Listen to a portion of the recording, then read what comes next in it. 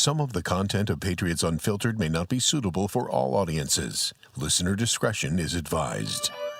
The world's original podcast. Welcome to Patriots Unfiltered. FIFA's taken over our building. Not fully yet, but Boston Stadium. yeah, Boston Stadium. we felt it in the parking lot. It's going to be disruptive to our lives. Not for me, but I recognize how important it is for everybody from else. your tone. Paul's Now- long walk from lot 7. He's going to hate soccer more than he ever has.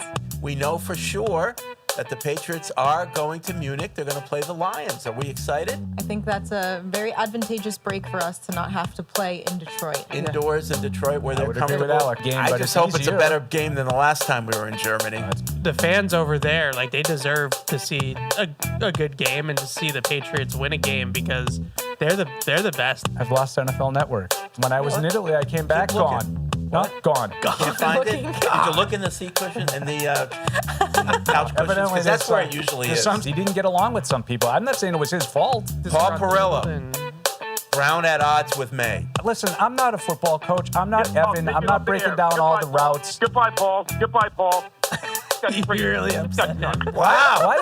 Why does anybody Goodbye, Paul. That's the biggest bitch call we've ever gotten on this show. This is Patriots Unfiltered. Presented by Toyota's official website for deals, buyatoyota.com. All right, welcome to Patriots Unfiltered. It is Tuesday here at Hot Gillette. Summer is here, just like that. Bang. Yeah, I love it. Like the Big Bang, Evan. Bang. Heat it up. Too hot. There was nothing, and then there was summer. But what was nothing? You're going back to We're when not I was away. There's Yeah. But no, it's nothingness. It's like Nothing is in the summer. low 90s, right? Yeah, Yeah, it's warm. it's yeah, way too I hot love it. today. Bring it on. Bring it on. Too I hot. love it. Love it. Too hot. it's too hot. I'll too take hot. it anytime. So we're here with our Tuesday show of Patriots Unfiltered. It's Paul, it's Evan, it's me. Deuce is out. Matt's in the booth. We're talking Patriots, and a lot has happened since we had our last show on Tuesday. We had the schedule released Thursday night. Forge and Foxborough dropped on Friday. We can talk about both of those things. What else? What else is going on in Patriots world that you want to put on the table? I don't know. I don't think there's anything too pressing. No, not a whole lot. Obviously, OTAs next week. Yeah, We'll get a so chance on to the get out on the 27th. field. Next week. So 27. starting to think of things that you'll be looking for and all that kind of stuff. But Yep. not a whole lot. We're 2 weeks away from AJ Brown potentially being a Patriot. Potentially, So yeah. The countdown is on. We're less than a month away from mandatory minicamp. Yeah, we're moving along here a little bit. I mean, that's what happens when you go to the Super Bowl, Fred, is that everything It gets short. it gets shortened, so then it sort of sneaks Right. up on you. All these Gotcha. doesn't feel as It is a little bit. I feel like I'm behind a little bit on some things. Some I- administrative things. I feel like it's just happening a lot faster. Like I haven't really felt like this is a true off-season time yet Yeah. because we haven't really had that, which Well, is good. I think it's, to me, it's kind of off season, right? I like yeah. keeping busy. I don't like the off-season. It gets boring.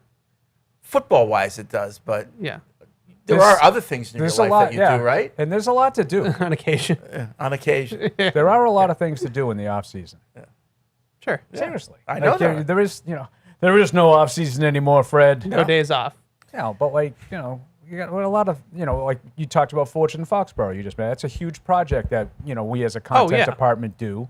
I'm not intimately involved with the project, but it's something that our department Once in a while, does. you hear your voice. Yeah, Heard I was my a little voice- I was a heard little my disappointed. voice this time. I only heard Evans on this episode, but that's okay. Yep. No, I heard yours. You did? I thought I heard. The Patriots are at the Combine. Oh yeah, that was you. That was you. That was Oh. you. Yeah. Yeah. I didn't even recognize my own voice. Yeah, that was you. Oh boy. The okay. sultry tones of Dulcet, Paul Perella. dulcet tones. Dulcet. Yeah. All right, yeah. So if anyone wants to, give a critique, good or bad, about And- Forge, we're open to it. And it is weird. The schedule it feels like it came out so long ago, but the last show we did Thursday, it officially hadn't been released That's yet. right. Correct. So give us your thoughts on Yeah. opening Wednesday night, NFL kickoff in Seattle, as we sort of Yeah. So we talked predicted. about, if they did, is that a good thing or a bad thing on the last show? And I'm still ambivalent about it because I think on the one hand, you get them early. Maybe, they've had some changes. Yep. Maybe they're just not going to be up to speed. But on the other hand, neither will we, perhaps, and particularly Drake May. Yeah. So I'd love to, get that second shot at the Seahawks when Drake May sort of has taken that next step mentally as a quarterback. But hey, you play them when they schedule them, right? I think I got no complaints. I think this would probably be better to me just because week ones are weird. And once you get into the season, if you're playing Seattle, and it's going to be hard whenever you play Seattle. They're the best team in the league. So it's going to be a hard game no matter what. So if you get into the game and then you play them in week 12 and they're 10-2 and they're rolling, like that seems a lot more of a difficult game than, let's say, playing them in the opener. Like we've seen some really weird results week one. Week one is weird, as you guys said, but I also think there is an oddity of playing that game. And I know that the record is really good for the defending champ. I think I mentioned last week that the numbers was 16-5 since they kind of started that defending champ hosting the NFL kickoff. So the numbers say it's really good. I just think it's kind of a weird emotional game for the team that's celebrating.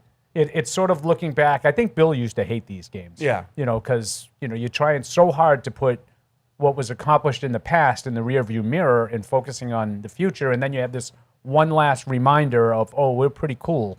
There's a banner up there that celebrates everything we did. I think emotionally. Can we move on now? Yeah. Yeah, Don't you would think? be his thing. Yeah. Can we move on now? So I think Evan said it right. There's no great time to play at Seattle. Seattle's a very good team. Patriots are, supposed to be a very good team. Now here's a play weird him in thing week one. that I don't hear anyone talking about. Preseason. Yeah, weird preseason. Yeah, start. so they're playing the Eagles, which we knew, but Yeah. they're playing the Colts and the Browns. No Giants. Yeah, no Giants, no Commanders usually are in there. Yeah, something like that, Something yeah. close. No, I'm not happy. The Browns in the preseason is a bizarre one. That one I have not experienced. It's Why don't you usually look at the network that Commanders, That's on Amazon. Eagles, Yeah, I'm not happy about Giants. that. Not happy about that. was on. Yeah. Into my Yeah, time. that's a national game, so it won't be KSP produced, and Paul doesn't get to. It was Bob's Furniture. Shouldn't happen. Updates. Shouldn't Sorry, happen. Paul. Yeah. So they're playing the Colts on August 13th. That's at home, 7:30. It's a Thursday. Then they're playing the Eagles, preceded by a joint practice here, and that'll be Saturday the 22nd at 7. And then they travel to Cleveland for the last one on the 27th, and that'll be on a Thursday as well. Yeah, it'll Be interesting to how they see. handle those Yeah. two games. Go ahead, F. Yeah, no, I was going to say the same thing. 5 days in between those two games, and the Eagles week, you'll have the joint practice, and you'll have the preseason game, and then you have the opener. The opener is a little bit of a quicker turnaround than it would be normally. So, they haven't really played anybody in that last preseason game, anyways, in a couple of years. But how do they handle that preseason finale will definitely be interesting because it's so condensed. And they start, like we just talked about, in Seattle, so that's a long trip. But then they have 11 days until the next game because they're playing on a Wednesday to open the season. Pittsburgh comes here, and I like that spot. Aaron for the Rodgers Patriots. comes here. I really like that spot. I do too, That was, especially after what happened last year here in a similar time. I think it was week 3 last year. all those turnovers. Yeah. Yeah, So I like that spot. that was another little bit of NFL news. That happened and should I just go down the schedule? Do you want to just go down? Yeah. So then the next week on the 27th they go to Jacksonville. So they got some making up to do in Jacksonville too, right? I'm very curious to see. The Jaguars have been a seesaw team. One year they're in the playoffs, the next year they're picking top 10, and they've gone back and forth for the last half decade. So I'm interested to see if they can sustain the success that they had in the first year with Liam Cohn. So that's one that I think does not fall in a great spot for the Patriots because of what Evan just said. Jacksonville's sort of been a Jekyll and Hyde team. Well, they haven't hit a Hyde spot yet. If they're going to be a bad team, I would rather wait, 6, 7, 8 weeks in. Maybe they're 2-6, Right. and you feel a lot better about it. Week 3 down there, Hot. it should be pretty hot. Oh God, I So remember not a great spot. 19, right? It was, or was it 18? Scorcher. It was Yeah, it was One the of year the- after we played In the the- Jags in the AFC So it was Championship 18. game. 18. It was easily one of the hottest games I've ever been And they got to. blasted in that Yeah, game. they did, and the place thought that they had just won the AFC Championship game. That was the whole Duval. Oh, that- the and that press turned out to box was be like a you thought you were in the disappointing year for 300s. Jacksonville, to Evan's point. Yeah. But you didn't know it was a disappointing year yet because they still had hope at the beginning of the year. They were good in 17. They started off okay in 18. Again, this is You just why I don't think know. that's not a great spot. It was Right. unbelievably hot, like Yeah. hotter than Miami hot. Like that was Yeah. terrible. Next week they go 1 o'clock to Buffalo. So week 4, it's at Buffalo. Yeah, and That's weird. similar to last year, too. Yeah. What 1 o'clock game? No, 1 o'clock. Yeah, not a prime time spot, not a 4:25. New stadium. New stadium, Bills Patriots. I think that Bills Patriots has a chance to really be a legit rivalry, in division rivalry. I think so. Josh Allen and Drake May for the Sure. next 10 years, right? Yep. And so I'm a little surprised that neither Buffalo game, I know the second one's like the game of the week, 425 game of the week window, but I'm a little surprised that neither Buffalo game is in prime time. I agree. I was a little surprised by that. Two of the best I young would have, quarterbacks you in know, the and I league. know that the Denver one, I know Fred will get to that. The Denver one later is one of those, TBDs. Yeah. But I was surprised that one too. I Yeah, thought, that could be a Saturday nighter or yeah, it something could like be. that. It could end up being another primetime game. Yeah. So then you come home for 2 games. You got on the 11th of October, you got the Raiders here. So that's another one where you got some making up to do for last You year. got to win Yeah, that. this is the cupcake portion of the schedule. Yeah, and then you got the Jets here Yeah. on the 18th, also a 1 o'clock game. So those, Those two I would put in the must-win yeah, category. those are looking good. Then you get Then it your gets a night little game. tougher again. Yeah, then you get a Thursday night game, short week. You're going to Chicago. What are we thinking? Yeah, And that's tough on game. Prime Video. I love by the that way, matchup. as they all are. Really fun game. Obviously, the first pick and the third pick in the same draft. Both Yeah. teams are headed in the right direction. There's all sorts of storylines of these coaches easily could have been flipped. Like Vrabel could be coaching the Bears and Ben Johnson be coaching the Patriots. The way that whole thing worked out. So fun game. Yeah, I really like My what the Bears favorite have done. matchup on the whole schedule. Oh, yeah? Yeah. So then Good one. you open up November 1st, 4:25 game on CBS. New England at Miami. Are the Miami? W. Well, Gotta be. Must win. Yeah. I'm looking at both the Jets games and both Miami games as wins, but you can't count on that. So I am too, but I will say I'll accept reluctantly 3-1. yeah, I'll accept Like, the if you- losing in Miami depending on how it looks. So I get 'Cause that. it's just a hot- I get that it's with always Miami, weird. and who knows? Maybe Malik Willis is the next thing. Yeah. I was thinking more in terms of the Jets. In that whole Geno Smith kind of recaptures his Seattle Magic thing. Well, he has killed the You know. Patriots, Right. to be fair. Right. Now, but if he 2 plays the years way in a he did row. last year, the Jets are not beating the Patriots. If he Yeah. plays the way he did 2 years ago, then they could once. I think the Jets and the Dolphins are both teams that are tanking. They both Yeah. want to be picking in the top 5. They want one of the quarterbacks in next year's draft. Miami certainly is. I don't know Hey, about the Jets, if but you Miami have absolutely is. aspirations to go to the playoffs again or win the division. You gotta win those. You gotta go 4-0, I think, and then you got to beat the Raiders. I think those. Yeah, I think that's fair. Yeah. That's a fair point. So then the next week, a Sunday game, another 4:25 game. The Packers travel to Gillette. So you're playing Another the good one. Packers 4:25 November 8th. The goat will be in the house. That's the one that Brady will do? Yes. Yeah, so These Bra- are the games that I think will separate. Like, do you have another really good year, or are you just okay? Not an easy game. Green Bay's a good team. Yeah. Yeah. You have them at home. I think you should win that game. Yeah. Again, now, a million things can change between now and the middle of November when they play the game. But those are the kinds of games to me that differentiate. Well, we're going to win 11 or 12 games again and show you the last year it wasn't a fluke, or we're going to win 8 or 9 and, well, they were right about us. Feels like a schedule. coin flip game to me. Yep. I really have a lot of respect for the Packers, especially in the regular season. I just think that they're a good regular season team. Tight pants coach. It is. does, It is yeah. at the time. That's a time of season though, where sometimes they do start a little bit wonky and then they turn it on late in the year. It's kind of right on the border of that. But it'll be Brady's first game in the booth for a Patriots game. What are we Fox has thinking already about that, confirmed Freddie? Any thoughts about Brady in the booth? Well, I for a think Patriots that's the game. I don't know anything. This is just speculation, but I think that's the game where you celebrate Gronk, right? Could be. Fox game, you Brady figure will it be out here. on Saturday. You do a thing for Gronk on Saturday. Interesting. Maybe Brady can take part. I just automatically think of those as being much earlier in the season, but that's a great point. Great, Yeah. Maybe. great thought. I don't know if Gronk has his own Sunday media obligations. True. So I don't know if he's in on Oh, like that's is he going to true, take the too, 'cause he's weekend part off of from the that? Fox or- pregame, He right? is. Yeah. But I don't know. We'll see. I'm Yeah. out of the media loop. Yeah.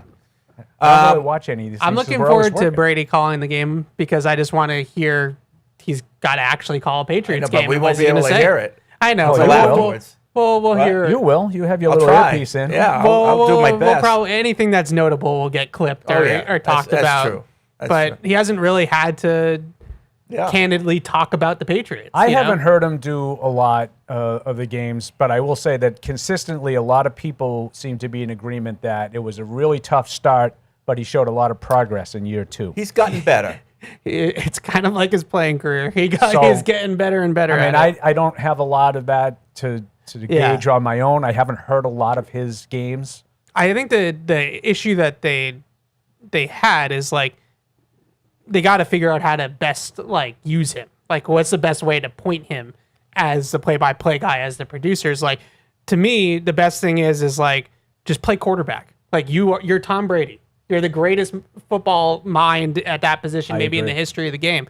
So just tell me, like, what are you looking at? What are you thinking? What situation is it? Like, there's 30 seconds to go. You have one timeout. You're down by 3. You're on this yard line. Like, Absolutely. Like It's the what? single thing I like the most about the Manning cast. Yeah. Is when they're in late half situations and Peyton and Eli do exactly what Evan just said. I don't need him to be first take. Like I don't need him to be giving takes. I want him to be giving What analysis. are you seeing as a quarterback? Yeah, Yeah. sure. Why not?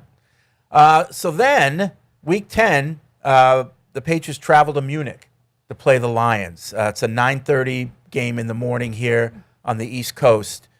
This, I think, is To a me- huge break for the Yeah, Patriots. to me, Fun this is a game. must-win for the fans. Yeah. For the fans. The for fans your father. for the fans, For the fans. in, I in do Germany. think that's a huge break for the Patriots. I think that would be a really difficult road game that you don't have to play now. But Yeah. I will make a prediction, and the prediction is Detroit's Pain. going to have a very disappointing season. So I think that there's a couple of games. More disappointing than last season? Yep. There's a couple Last games. season, you and could say this they had is- injuries. This season, they're just not going to play well. This is one of them. The Lions, the Chiefs.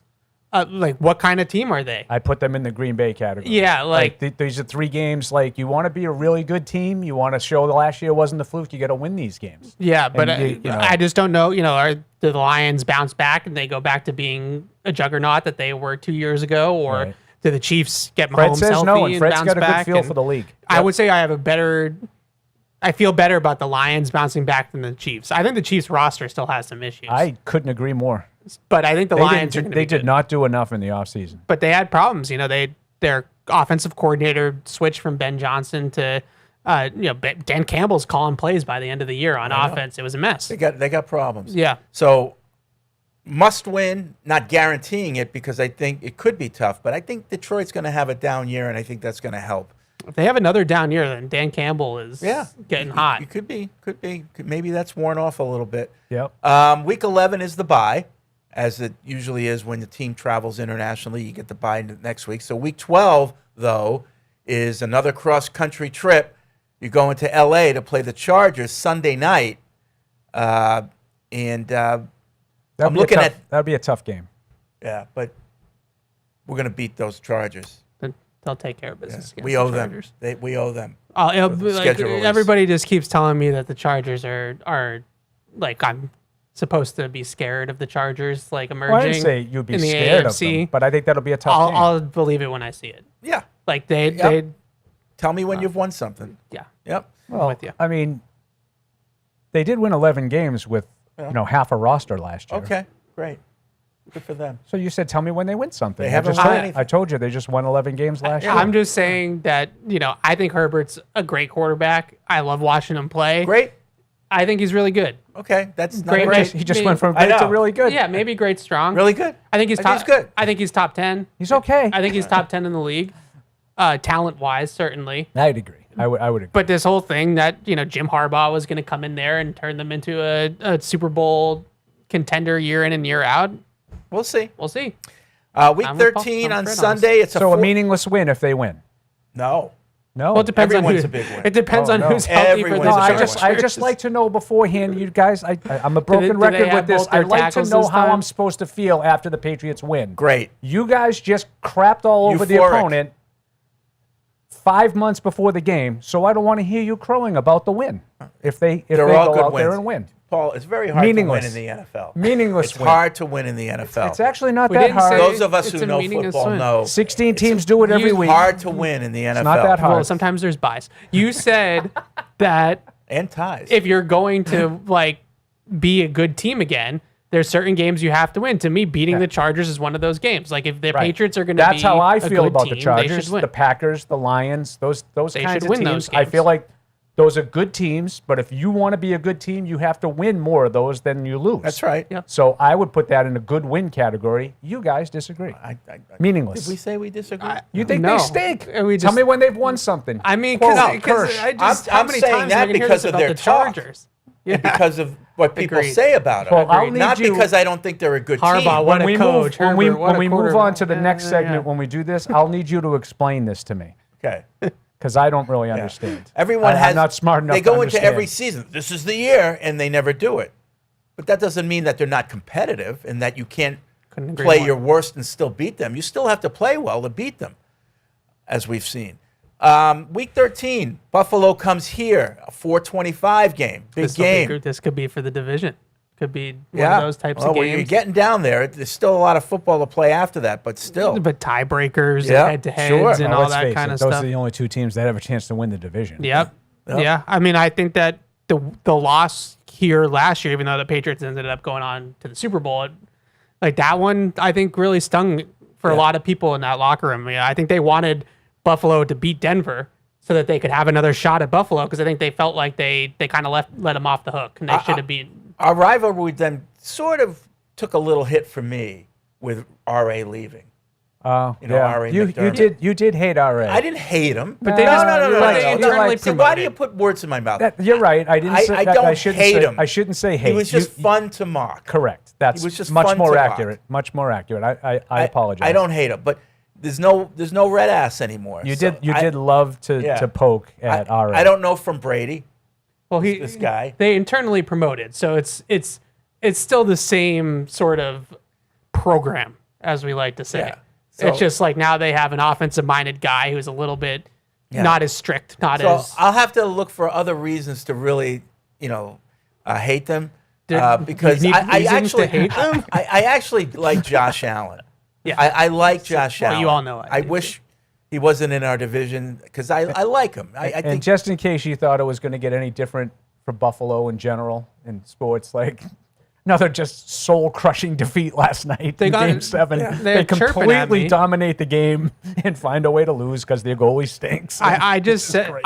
I'm like I genuinely feel bad about it at this point. I don't. The heart, their but fans? Fred, it's Come not on. just that they Jump- lose. jump through another table. They have like heartbreaking, unbelievable how they overtime. lose. Like the Game 7 overtime in hockey is one of the most like It's a New gut-punching York losses team. They that you can deserve have. everything. And they the get. game for like the last 2 periods plus overtime, like was completely one-sided. Yeah, And their goalie lets in a harmless wrist shot from 45 feet. Like Yep. just when I was watching it, Tage had like a mini breakaway, he just couldn't get the shot. and I off. was like, oh my god, like Yeah. not even he can do this for you. Like they get.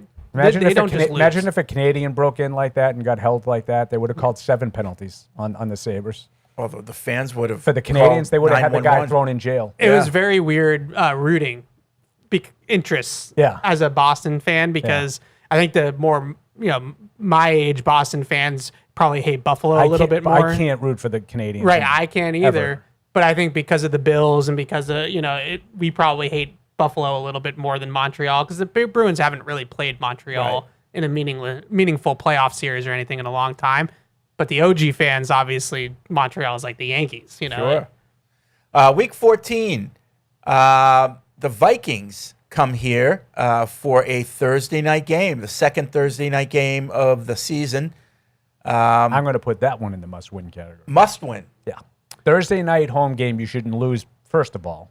Second of all, Minnesota's a team that if you don't take care of business, you can get in trouble against for all the obvious reasons. Brian Flores is a little bit difficult, but they're not going to have enough offensively to give you a lot of problems. I don't care if it's J.J. McCarthy or Kyler Murray or whoever's playing quarterback. They have Justin Jefferson. Make sure he doesn't go for 200 on you. That's a game on a Thursday night that you should win. Yep. I'm very curious. That's another team. Who are the Minnesota Vikings by week 14? Right. Yeah, who's their quarterback? Right. What's just direction record-wise are they going in? Yep. Kwesi took the fall for the quarterback situation, and he got fired as their general manager. Like, how hot's KOC's seat? Like, I think he's a great coach, but they haven't won, So, like, and they really royally screwed up the quarterback thing by, Oh, yeah. letting And everybody walk. Everybody deserves blame on that one. Right. I mean, KOC's the quarterback guru. He could have said, hey, Daniel Jones can play. So now you get the mini bye after that. That game's on the 10th. You don't play again until 11 days later, Monday night. So this is not even Sunday, Monday night, but you're going to Kansas City and you're playing the Chiefs. And I think the same question that you have about the Vikings is fair to ask, what team will they be in week 15?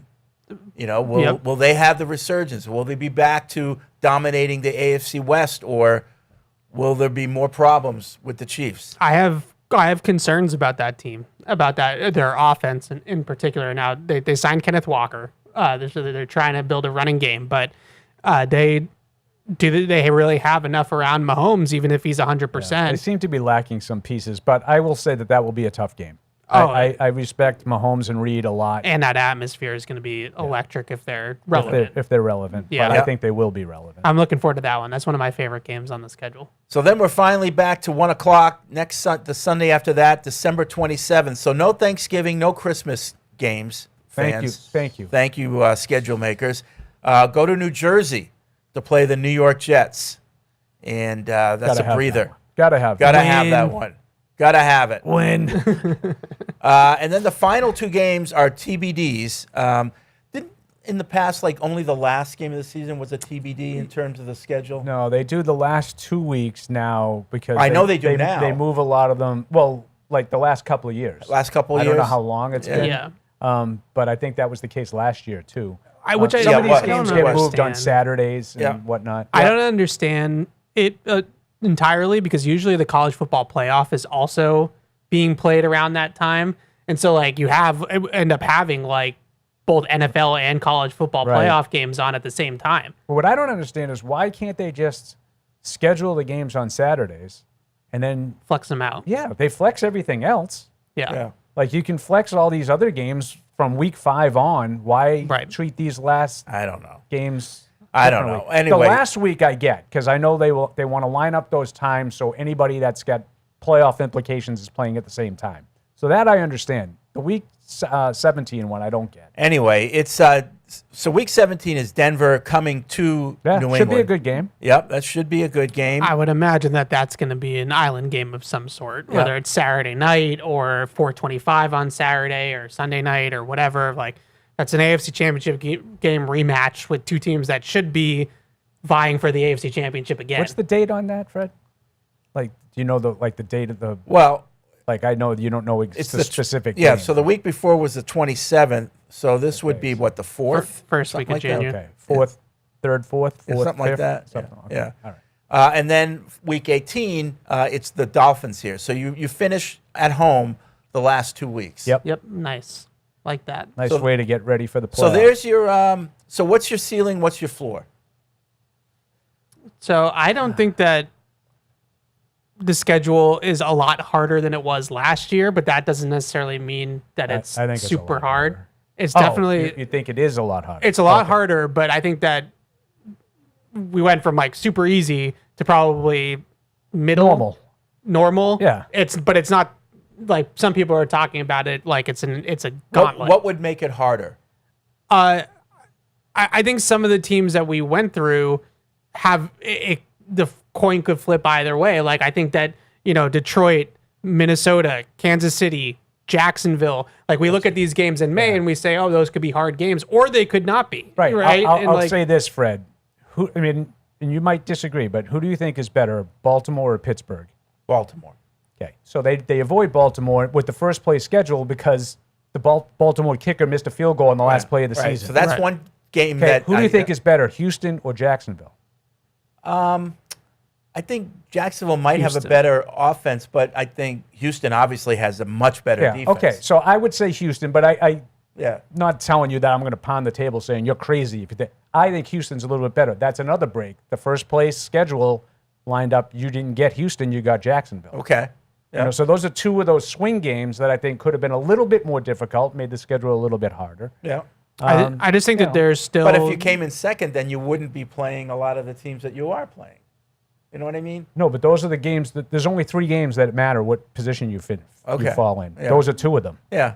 All right. I just think that if where I you, think you'd be playing a harder game if you finished in second.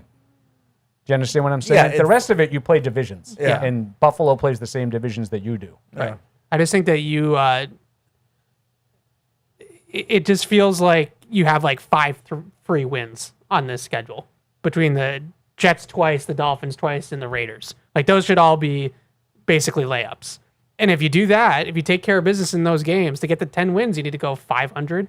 And the other 11 games on the schedule, like that, So I 12 will games, say- that seems very doable. So what's your floor and what's your ceiling? Yeah, Alex, this was the question in the newsletter, and my initial thing that I wrote down was 7 was my floor. Yeah. And I kind of couched it because I was a little afraid of the blowback that I would mostly get from you, Fred. And I said 7 or 8. And then I was stunned when you guys all said 7 or 8. Yeah. My floor is 8. Yeah, I was really surprised. I thought I was going to be way on the low side, and then you guys are all in the same neighborhood. My floor is 8. I would agree that that's the floor for me. 7, 8 wins. What's your ceiling? 11 or 12. I would say 11. Yeah. My ceiling's 12. Yeah, I think 11 and 6, they had a really good year. Good year. That's a good year bouncing back Yep. after playing a much more difficult schedule than you did last year. Yeah, some of the like metrics on the schedule, like last year they played 3 teams with winning records the whole year. This year they're obviously projected, we don't know yet, but they're projected to play 10. Yeah. So it's a significant difference. Now, I would also say the amount of miles that they'll travel Yes. is 27,000 I believe they had plus. one game outside of the time zone. We last had year. a central time zone game last year. New Orleans, I think. New Orleans was like the only game. Yeah. Now you're going easy. to Munich. You're going to the West Coast a couple of times. Yep. At least they broke them up, like the bye weeks in between the two. Yep. Munich and Chargers game. The Seattle game is now the opening week of the season. You So play 5 primetime games. 4 of them are on the road, which I think, not just because we're selfish media people, but I think night primetime games are a grind. I grind. especially road ones. I that's what consider I'm the saying. international one a That's- prime time too. So I didn't say that's it, really but sick, yes, that's what I right? meant. So they have 6 island or standalone 6 island games and 5 of them are on the road. Yeah, and they also Well, have that one's a neutral site, well, so it's not on but the it's road. not- It could be in Detroit on Thanksgiving. Then that would be a much more difficult I know, game. but it's on the road. They also have a Wednesday night game and 2 Thursday night games. So that's a little quirky, right? In terms of the schedule. The second Thursday night game to me is a definite quirk. The Wednesday to start the season That's actually good. That doesn't matter because Yeah, right. it's to start the season, so Right. you're Yeah. not, Nothing it's not a before short it. week. Right. Yeah. But you get might that feel second Thursday weird. night game is a short, that's an extra short week game, which makes it, I think, challenging. Those kinds of quirks in the schedule, I think, 11 wins, 12 wins, that'd be a really good year. I was thinking about that Seattle game, and you know what scares me most about that game? Their coach. I think their head coach is sneaky one of the best coaches in the league. Oh, I don't think it's sneaky. Yeah. Yeah. But no one really talks about He's got him. a quiet confidence about him. Thank you. That's the exact words I was thinking. You took them right out of my I mouth. thought he was going to yell at me again for something. I was Oh, like, I mean, what did I he- do? I was thinking, what did I do? What did I do? Those are the exact words that I was thinking to myself that describes him. He was the runner for Coach of the Year, was he not? Yeah. So Well, I he mean, was in there anyway. Yeah. So I mean, especially on the defensive side of the ball, he's the darling of the league on that side in terms of X's and O's. Like, Like everybody's Fred's been trying big, to emulate them. Sorry, Ev. it's okay. Fred's been big on what is Drake May's progress and going against that defense, and can he show that he can handle some of those things? I look at it the way Fred just did with Mike McDonald, saying, like, I'd be surprised if Mike McDonald went into that week 1 game and just said, well, we're going to confuse them the way we did in the Super Bowl. Yeah. I think more of him than that. I think he'll probably come up with some wrinkles that, he hasn't really shown before. And there'll be a little bit of different personnel. Like the Patriots come into that game with Dobbs and A.J. Brown. Like A.J. Brown's a much different type of receiver than Diggs is, and like you're going to have to do different things there. But they're a great team. He's a great coach. And now they lost Kubiak, their offensive coordinator. So I think that... And they lost Kenneth Walker, who was probably their MVP in the game. I think that the OC, though, it's the Patriots have continuity. They have the same head coach. They have the same play callers on both sides of the ball. The Seahawks will have a different offensive coordinator. I'm sure they're running the same system, but it's going to be a different play caller. And we know how that goes, like breaking that in and Darnold and the play caller getting on the same page and all that kind of stuff. They drafted the Notre Dame kid to replace Kenneth Walker. Like, is he just as good? Is he close? Is he not? So it's a little bit of a transition for them, as we know, with the brain drain and stuff like that. So Right. I think that's why it's better to play them early, because it might take them some time to transition away. No, I totally from Kubiak. agree. I think it's better to play them early. Yep. All right, so there's your schedule. Reaction, 855-PATS-500 is the hotline. Podcast@patriots.com is the email address. And we do have some emails coming in about it. Jack in Abba, he's up in Detroit Lions territory. Staunch Patriots fan, but living in southeastern Michigan, I can't help seeing lots of news about the Lions. The Lions had a sneaky good offseason. They addressed every one of their problems with good players, albeit players who are not well known nationally. Beware, the Giants will be a very competitive team this season. The Patriots better tighten their chin straps for that game. The Giants? See, I think they're going to have a down year. You mean the Lions? Did I say the Giants? I meant I the was going Lions. to say they don't play the Giants. Yeah. I meant the Lions. Okay. The Lions. The Lions are a good team. Like, I agree with Ev that if they have another bad year, Dan Campbell's going to start hearing some talk about whether or not he is just a quick fix rah-rah guy or is he a good coach. But there's talent on that team. And they've been really banged up the last 2 years. I wouldn't sleep on the Lions.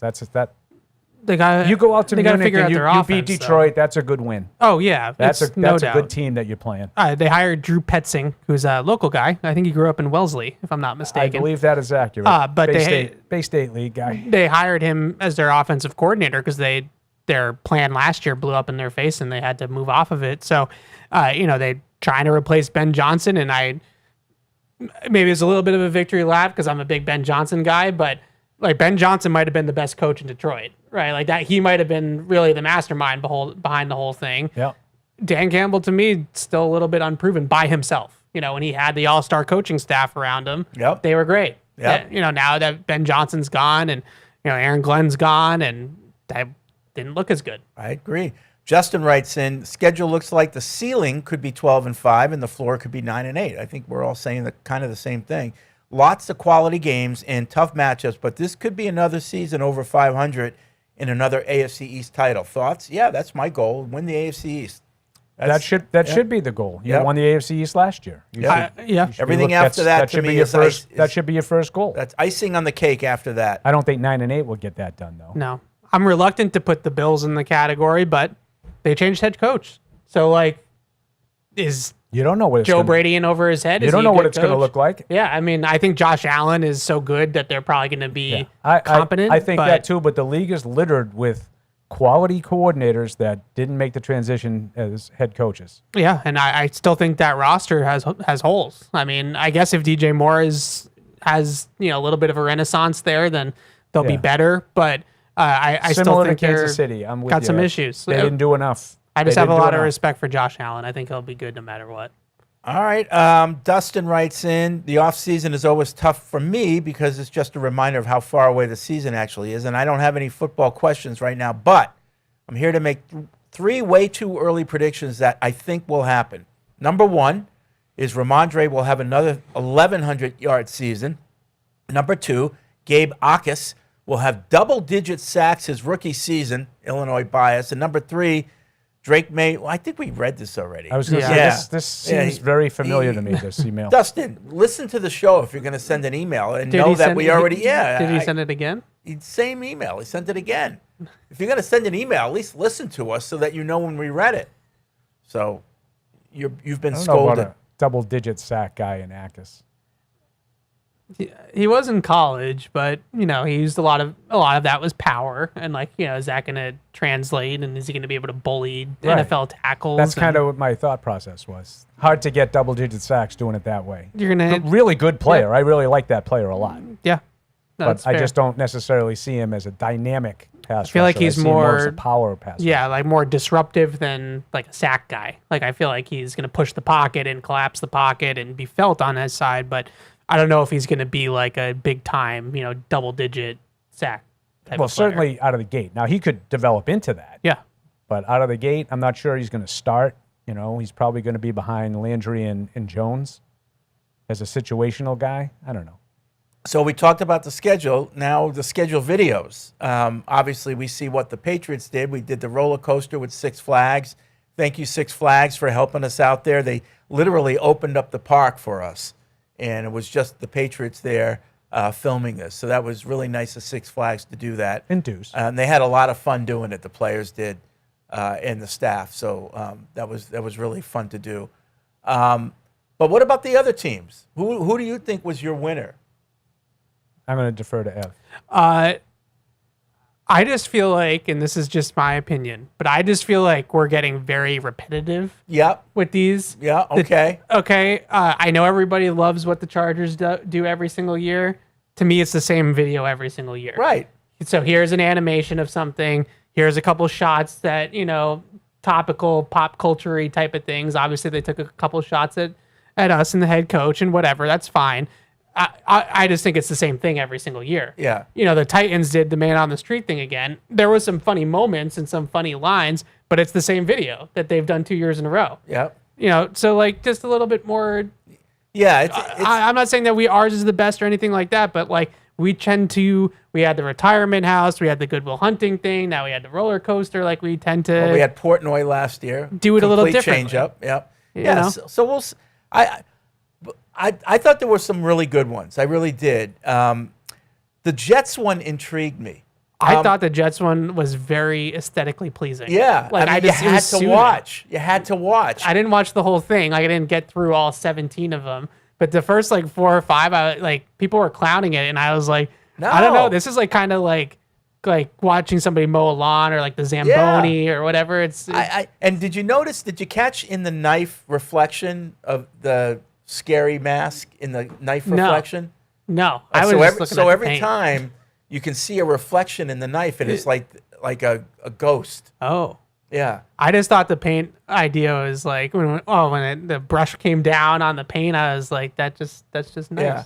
And then I really liked the Step Brothers takeoff. I thought that was well done. The Raiders one, yeah. They both bought into it. I think they, for football players, they acted it well. Yeah. So, a lot of kudos for doing that. Really clever. To have a guy like Kirk Cousins, who they hope will be backing up Mendoza, you don't know what kind of situation that's Right. going to be and how Cousins is dealing. The fact that they were both, or he was willing to do that and buy into it, hats off to them for that. I agree. And I actually, that was my first thought was like, this is kind of a way that you can make it look like this relationship is going to be okay. This Right. isn't going to be contentious. This isn't going to be Kirk Cousins thinks it's his job and Mendoza thinks it's his job. It's a big difference between his situation now and Of what course it what is. took place in Atlanta. Yeah. Of course it there is. was He got a- blindsided in Atlanta. There's a definite, we know our roles. Yeah. We know the situation. This is going to be good. So this one, quick prediction. It's week 5. Raiders here. Yeah. Mendoza or Cousins? Mendoza. By week 5, you think I think it'll be him? Mendoza's starting week 1. So I'd be surprised if he started week 1. I think he Why? starts week 1. I just think they... You don't think he's ready? No, I think they have this thing in the back of their heads with we don't want to ruin him. Like the fear. Yeah. The fear of it. Like, let's start the veteran early in the year. Maybe he can get us, off to a decent start, and then we can slow play. I think that's what a lot of teams try to do now. Yeah. Like kind of what the Patriots did to Okay. May. I mean, I just I think could see that happening. I could see him. Oh, they having had every intention of playing Mendoza in year 1. I could see it would- being I a would Drake think. May situation whereby it was a week 5 or 6, Yeah. maybe. That's why I said week 5. Yeah. All right. And then the other one that, there were a few other ones that I really like. Kansas City's was interesting, where they had 2 actors, a man and a woman, doing like old school type of, newscaster playing off each other, but they used to be married and now they hate the divorce and they hate each other. Another one that hits close to home. And so it's, barbs, mostly her at him, but barbs at each other throughout. It got a little long. And the joke got a they little all? stale by the end, but it was obviously well done. These are professional actors that they had. One is the guy that one of the pregame shows they use him to do bits. Oh, I know who you're talking about. Yeah. Yeah. So it was well done. A little old. The jokes kind of skewed to an older crowd, I think. I think the younger kids, don't get the married and divorced jokes. Was it Rob Riggle? I think that's his name. Yeah, Rob big Riggle. dude. Yeah. I think he's a Chiefs fan. Yeah. Oh, okay. Yeah. Okay. Yeah. He's pretty funny. Yeah, he Rob is funny. Riggle. I mean, Yeah. he kind of does the same character a lot, Yeah. but he's good at it. Yeah. He's pretty And funny. I think I give the Bears credit for what they did. The Bears are another team that they kind of do different things every year, like really different things. One year they did the cooking one, bear. Oh, the Yeah, bear. yeah, That's the bear. The that was- restaurant. Yeah. That would be a and good and one. this year they did a thing off of Bob Ross, the painter who died, the real low key guy, and one of their players, they had him dressed up like Bob Ross. I think it was Roma Dunze, right? Was it a Dunze? I don't know. Yeah. I don't remember And, that and one. he did a really good job with what he did. There wasn't a big payoff on it. It was, you weren't laughing throughout. It was just they bought into it and they followed it through, and it was well produced. Let's say. There's just other than the repetitiveness of some of them, like if I see it on my timeline and it says like 6 minutes, I'm out. Like they need to be faster. Like I'm not Because you're a busy guy. Or I'm like, just not. I don't. I'm I not just that. don't have any interest in watching the schedule I'm video not that for interested. that long. Right. So like if it's like a minute and 30 seconds, a minute, like I'll sit through it. But like I said about the Jets one, I kind of liked the Jets one because I just like that kind of stuff. Like I find it relaxing almost in a way. But I didn't watch the whole thing because it was like after 5 or 6 of them, I was like, all right, I get the idea. You mix the pain and it turns like it just wasn't needed to watch all 17 of them. Yeah. Some of these videos I saw there were 5-6 minutes long. I was like, what are we doing? Like it's a social media thing. It's not a motion picture. Like Imagine 6 minutes being too long now. It's way too long. Way it's long too now. long for I something agree. like For that. for a schedule video. Like if it's this like isn't content a movie, or some sort, like this isn't an Apple TV series. This is I'll take a 6-minute Well, clip. what of- about Goodwill Hunting that we did? Yeah, I don't want to see that for 6 Good minutes. Jules on the Hunting. schedule. I don't think it was 6 minutes. I think it was up there. Yeah. I don't remember exactly. I don't Matt feel like Morrell's it was going to look up. He's going to look. But I think I was also in that I think one, you so watch I'm it because it was biased. good. If it's Right. really good, it doesn't feel like 6 minutes. I don't know. This is a made for social media What, thing. Matt? Can't hear you, Mike. We'll never know. Yeah. We'll never know. This is a made for social media thing, right? Like this is not meant to be, it's not a movie. It's not Forged in Foxborough. Like 6 minutes. It's too long. For that, 357. 4:57. Thank you. 357. 3:57. Thank you. All right, so only, 4 only minutes. 4 minutes. 4 minutes. That- Is that that's okay? Still getting a little That long. was that's the high end. Okay. 4 That's the minutes. high is end. The high end. All right. Give me a minute and a half schedule. So you're gonna make fun of me, Fred, but I'm gonna let you make fun of me anyway. I kind of like the dog one that we did Yeah, that was cute. as our secondary. You one. liked the dog one? Yeah, I'm It's shocked cute. by that. yeah. I thought Mike did a nice job with it. I thought they ran with it. All the Stephanie in media relations, I think, was instrumental in the idea, and I thought it was just kind of simple. Minute and a half, like just real quick. It wasn't like the greatest thing I've ever seen. I kind of like the bye week where they just show the dog like drinking out of the drinking water, out of the out of water. the bowl. Like that was kind of funny. I liked the Bob Sosi.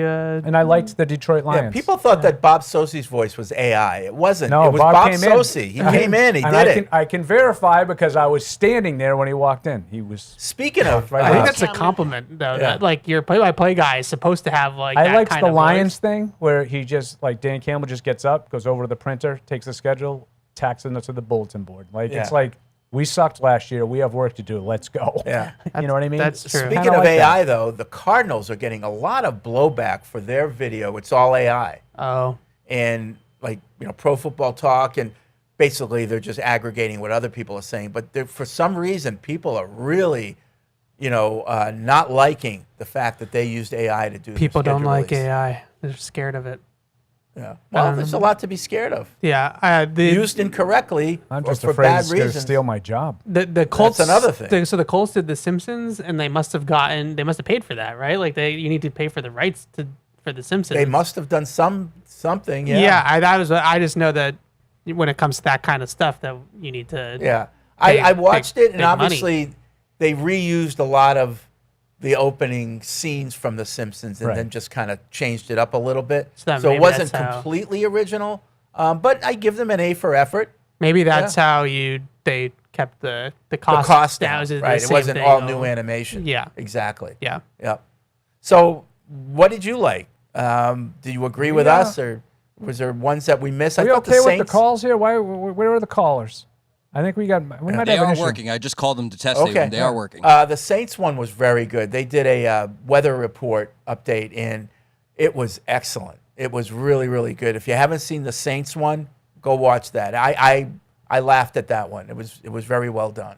Very well done. My favorite parts of ours were, seeing my coworkers in the back of all the shots was great. Like Matisse was on one, Alex and Deuce were on roller coaster, and then the other one, Marcus Jones' reaction to being on the roller coaster was probably the best part, and then of course the Drake cameo. Like you don't want the quarterback on the roller coaster. He's got stuff to do. That's Well, he more was in the important. bye week. Do you see him in the Yeah, bye week? yeah. There? He had It all was the good. stuffed toys. It was good. I liked that. Yeah. That we got him in there. All right. So that's Okay. that's our recap of the schedule and the schedule You videos. saw the dog one, Yeah. I did because it was 1 minute and 29 seconds. which shocks me because you're not a dog person. What is it that you're doing that you can't spend another 3 minutes? I just don't have any interest. So just say you're not interested. That's why I didn't see any of all these other ones that you're talking about. It's not like Mike bias. Reese had them all lined up for you. All you had to go to Mike Reese and you could go boom, boom, boom, boom, boom, and watch them all. didn't see a single one of them. Why? Because I don't have any interest in it.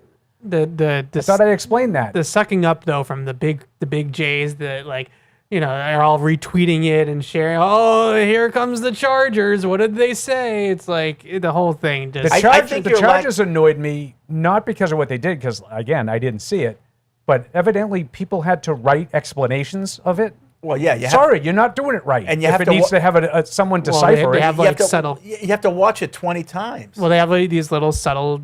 yeah. It's a burn book situation, and they have these little subtle but jabs if at it's people. and a good it's their burn, shtick. you should get it. Well, but they're trying to be. They're on a higher level. Right. I have no interest. to- I think your lack of interest in these things is actually resentment to what's become of Probably. journalism and all the social media. It's more That's deep stuff it's right more there, a Freddie. hatred than a lack of interest. It's not that you just don't like what's going on in the world. Did you not play Halo as a kid? What? Evan, did you not play Halo? Oh yeah, a bunch, but like Does anyone play Halo anymore? No, it's Yes, old. they do. It's, an old it's now game, isn't it? Destiny now. Oh, what is it called? Destiny. Oh, Destiny? oh yeah, because Is it still I thought that was an old Microsoft? game. It's still owned by Microsoft? Sony owns it now. Bungie. Okay. I think Sony just purchased them last year. that was the problem that I had with Halo. I'm just saying, Matt. I love that video. The Halo video is really cool to me.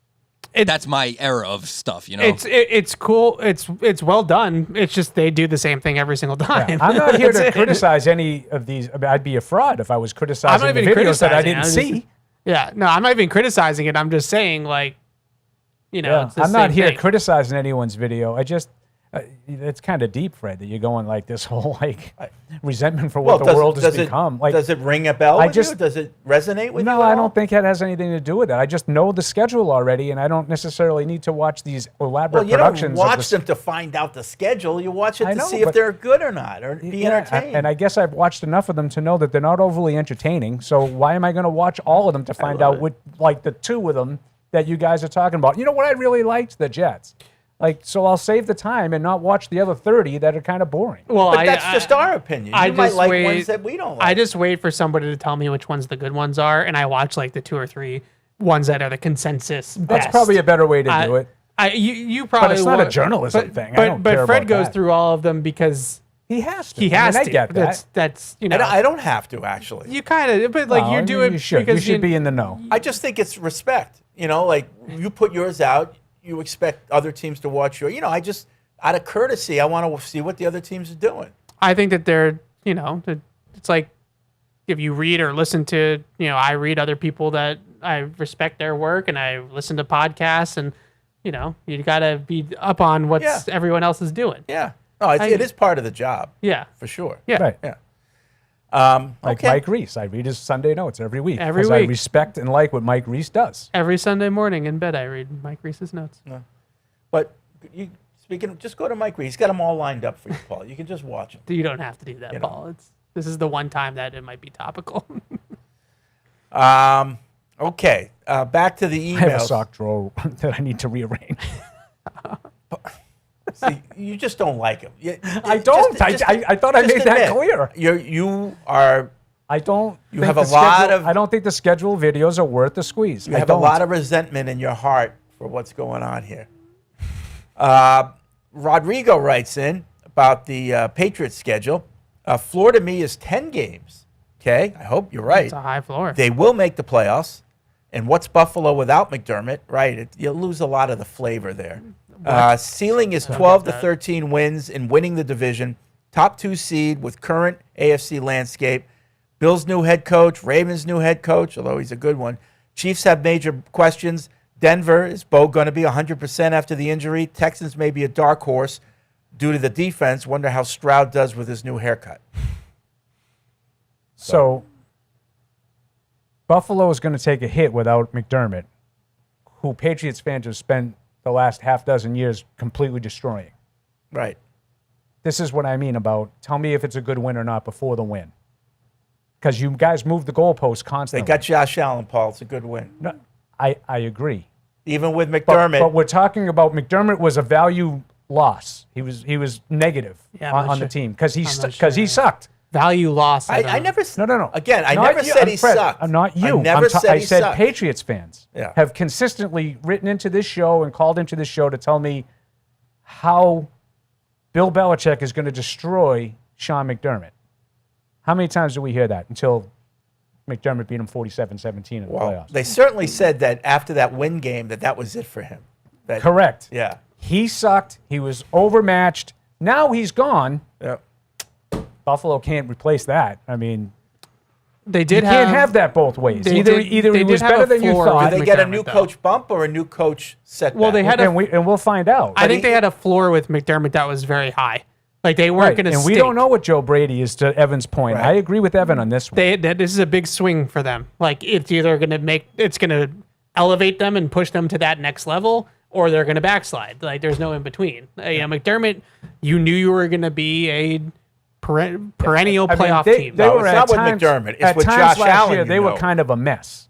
Yeah. And they still found a way to win whatever it was, 12 games. Yeah. It's not McDermott. It's Josh Allen. Let's be clear. It's Josh Allen now. If it was Brady instead of Belichick, it's Josh Allen instead of McDermott. It's Josh. I would totally agree with that. But it's Josh Allen now. Like in 2020, 2021, when Josh Allen was still ascending, they were a playoff team. But I would say before Josh Allen got there, McDermott, to Evan's point, was a playoff coach with Tyrod Taylor. All right. So he's a good coach, but if you're asking me, is it McDermott or Josh Allen, I'll take Allen every day of the week. All right, we're going to take a break.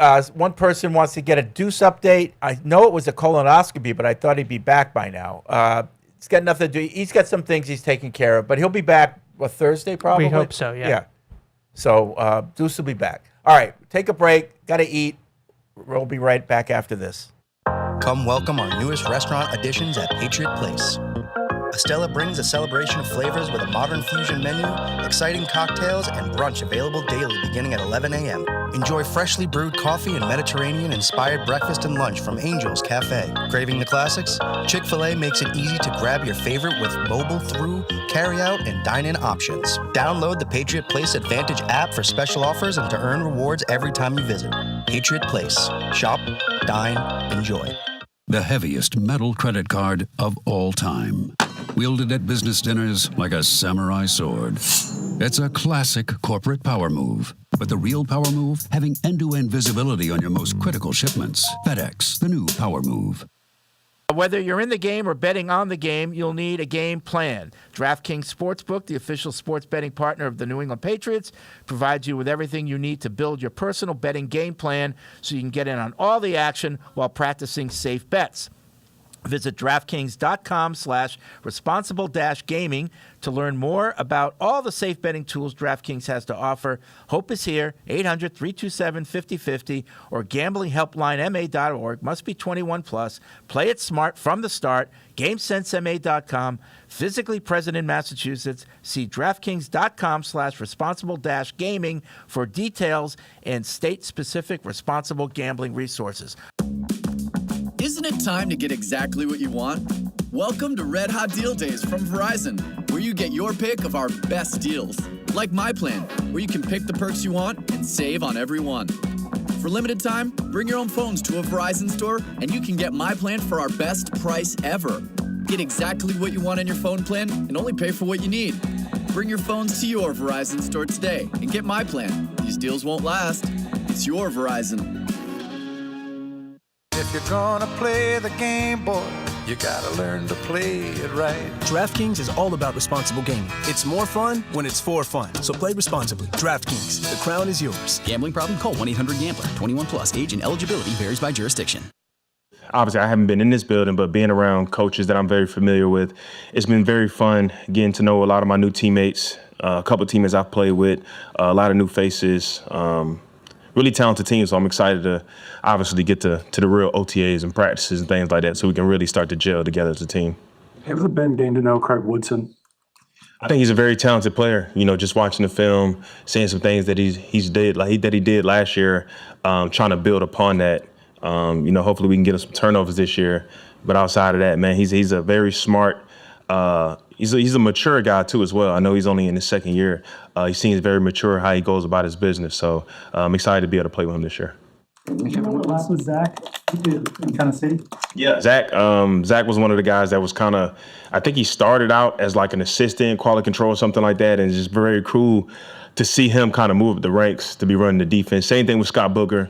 He was an assistant when he first came to Tennessee, and he's rose up to be a secondary coach. So it's very cool from seeing these guys in Tennessee now here. They're kind of running their own rooms, running their groups. So, you know, it's just a testament to those guys putting in the work and Braves trusting them to be able to move up and kind of have their time to be able to run their rooms and call the defense and things like that. What have your impressions been of Mike being back in the building with him and being around him? Same old guy, honestly. Same guy that I recognize from being back in Tennessee. A guy that's full of energy, coaching the entire team, running back and forth from offense, defense, special teams. I don't see a difference whatsoever.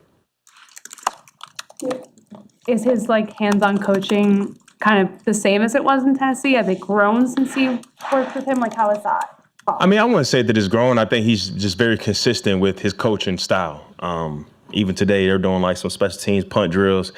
And he's the loudest voice on the field. You know what I mean? Just coaching the guys, making sure guys' technique is good, but at the same time, still praising them when they do very well. It's not like he's just, MFing guys or nothing like that. And then obviously, as we get into our competition stuff at the end, pushing sleds, he's out there front and center, yelling and things like that. So no, it's definitely the same guy that I recognize since Tennessee.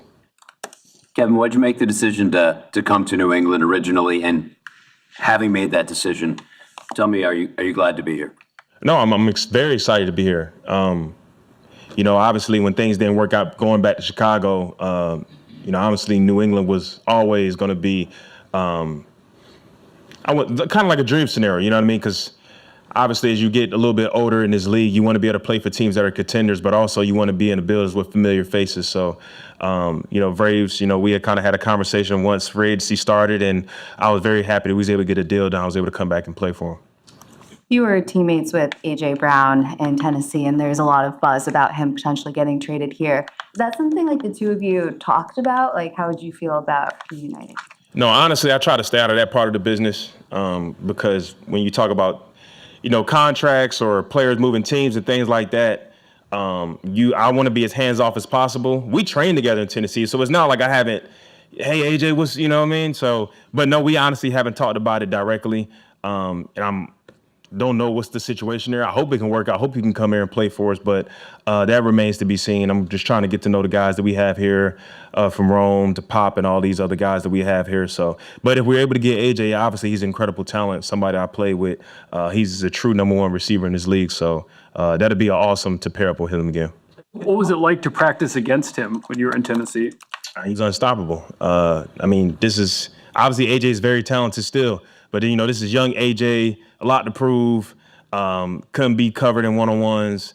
I remember, I think his rookie year, when AJ first came, I think he might have had like a hammy or something like that, and he was getting himself back into shape and things like that. But I remember the first game that he really popped out was against the Falcons in Atlanta. He scored 2 touchdowns. And I remember he caught like a slant and took it to the house. And at that point, I was like, yeah, he's going to be a dog. He's going to be a really good player. And he basically just took off since then. Kevin, how do number one receivers, from your perspective, change the way you play defense? Like, what sort of impact do they have? It definitely dictates coverage. In any time you're playing against team, you're game planning. A number one receiver dictates coverage. Right if it's him being in Philly, when you're game planning against those guys, you still have to make sure you have the safety over top of AJ, which obviously opens up things for a lot of other players. So just imagine the right of his AJ or any guy. Obviously Chicago, Justin Jefferson. You're not gonna.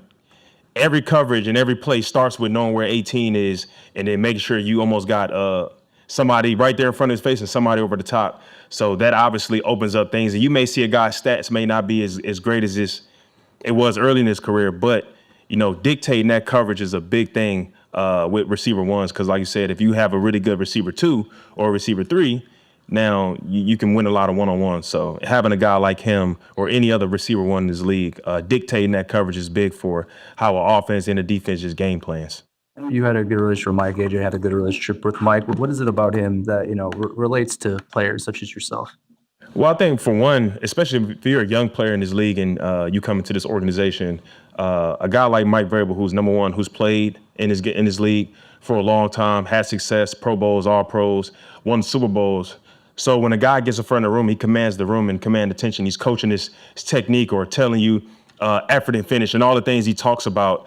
It's very easy to buy in because he's done it at a high level. I think for any of us players, you want to be coached by somebody that's going to connect with you as well on a personal level. Because I think that's what coaching is about. When you are trying to connect with people on that personable level, people want to know that you actually care about them. You want to get to know them. It's not just, hey, how you doing? You see somebody in the hallway. It's like he's actually want to, hey, how you doing? How's your family? This and that and that. And I think it makes it very easy for you to want to be able to play for a guy like that. And I think that's one thing that Mike does well. Kevin, related to Mike's question about a number one wide receiver, a guy like AJ, a tight end who can come in and move tight end, like last year in Chicago. What does that do? How does that impact team defensively? It's huge because I think, the way you're seeing the league now, you're starting to see a lot more bigger tight end sets, 12 personnel with 2 tight ends or 3 tight ends out there, because it just creates mismatches. You know what I mean? Like, there's not a lot of linebackers that can cover tight ends. And some tight ends nowadays, it's hard for a safety to cover them. So, you have your traditional inline blocking tight end that can catch a little bit, but then you're starting to have these other tight ends coming to the league that are basically slot receivers, right? If it's Colston Loveland last year, I think the Browns had a really good tight end, Fanning, last year, who caught a bunch of passes in college. I think that's the biggest difference you're seeing, that now a lot of teams want to have 2 really good tight ends. If you can have both of them blocked, that'd be great. But sometimes you have the blocker and then you have the receiver one. So that just creates mismatches because now, we all know this league is a one-on-one league. You know what I mean? You got a lot of good corners, a lot of good DBs, a lot of good receivers. But when you add that element of really good tight ends in the slot, now you can put him anywhere. You know what I mean? So it just creates mismatches, and I think that's what these offensive coordinators are trying to do, just find a way to create mismatches and, get favorable one-on-ones to their advantage. What have you seen from May up close? I mean, obviously he's a talented player, but I just think the work ethic that you see him leading from the front, I think that's very impressive for a young guy to do and has the confidence to do that as well. I'm excited to, go along this journey with him as well. And obviously, he's going to his third year, but to see as he continued to progress as a player in this league, I mean, he was already an MVP runner-up. So I expect him to just keep growing and getting better. You talk about tight ends. How important is it as a safety room to have someone like Hunter Henry on that other side of the ball, to they brought in Julian Hill? How important is it to have guys like that to go up against in practice? It's going to be huge. Me and Hunter was actually in the same draft class. I think he was second and I was third round. So number one, it's pretty cool to see him still playing at a high level. But yeah, it's important to be able to just get those reps with each other. But at the same time, just picking each other's brains, just try to see how he sees the games from his side of, his point of view. And the same thing for me. I try to give him tips whenever I can. But like I said, he's always been a really good, talented tight end, a guy who has really great hands, can work the middle of the field. But I'm also excited to see the young rookie as well, see how they use him as well. So like I said, I think every team wants to have as many talented tight ends as possible. And now, great moments in history. All right, so this is Jay in Minnesota. He's got a Would You Rather, a tough one. Now, listening to Tuesday show and hearing all the garbage Would You Rather questions, I have one for you. I have a crazy Would you rather That is totally... give up kissing for the rest of your life or give up sauces for the rest of your life? What? Kissing or sauces? Now that's good. Like... What do the married guy in their 50s have to say? I'm going kisses there, bro. I am too. Beth, love you, but I love me some sauces. The sweet and sour? Buffalo, barbecue, tomato, honey mustard. You guys are young. You can't give up on kissing just yet. I plead the fifth. There's no good answer for me there because she cooks it and partakes in both things. So it's like, which one do I say? Like, either insult her cooking or I insult the other one. Plead the fifth. Buffalo sauce is good stuff. That's another great moment from All right, back here on Patriots Unfiltered, 855-PATS-500 is the hotline. Podcast at patriots.com is the email address. I don't know. No one's calling. Next person that calls gets a T-shirt. How about that? 855-PATS-500. You get a T-shirt. I don't like that last question in the break. I don't care for those types of questions. Why is that? It's a weird question. Does it make you uncomfortable? 100%. Okay. It is a weird question. It's supposed to make you uncomfortable. I don't want to be uncomfortable. I'll give up kissing as long as I don't have to give up what comes afterwards. That made me uncomfortable. There See? you go. Made me uncomfortable. And I'm almost never uncomfortable. I'll keep the sauce and the sex. I just don't have to kiss. That's fine. We got it. Save that one, Renee. Let's keep it. Keep the sauce and the Let's keep sex. it between the lines. Football show. You know what I mean? Darius in Louisville, I just want to say I would love another show like last week where everybody was cussing. Were we swearing a lot? I know I said the S word. It slipped out. I might have cursed once. It was one of those totally needless S word uses, Paul. Oh, yeah. Yeah. It was great. It was like a peek into your conversations off camera. I would love to be on a fly on the wall when you're arguing off camera. It's a lot the same. You're not missing much. Just more vulgar. Maybe. Yeah. I have a potty mouth. Yeah. That is true. And I try not to have a potty mouth on air. Yeah. Yep. Boston in us. Quig writes in about Forge and Foxborough. Love the latest episode. The scouting, interviews, draft segments were excellent. I would enjoy seeing even more behind-the-scenes information. Would you consider doing a mid-season episode to recap the first half of the season? Thanks for watching. Stay tuned.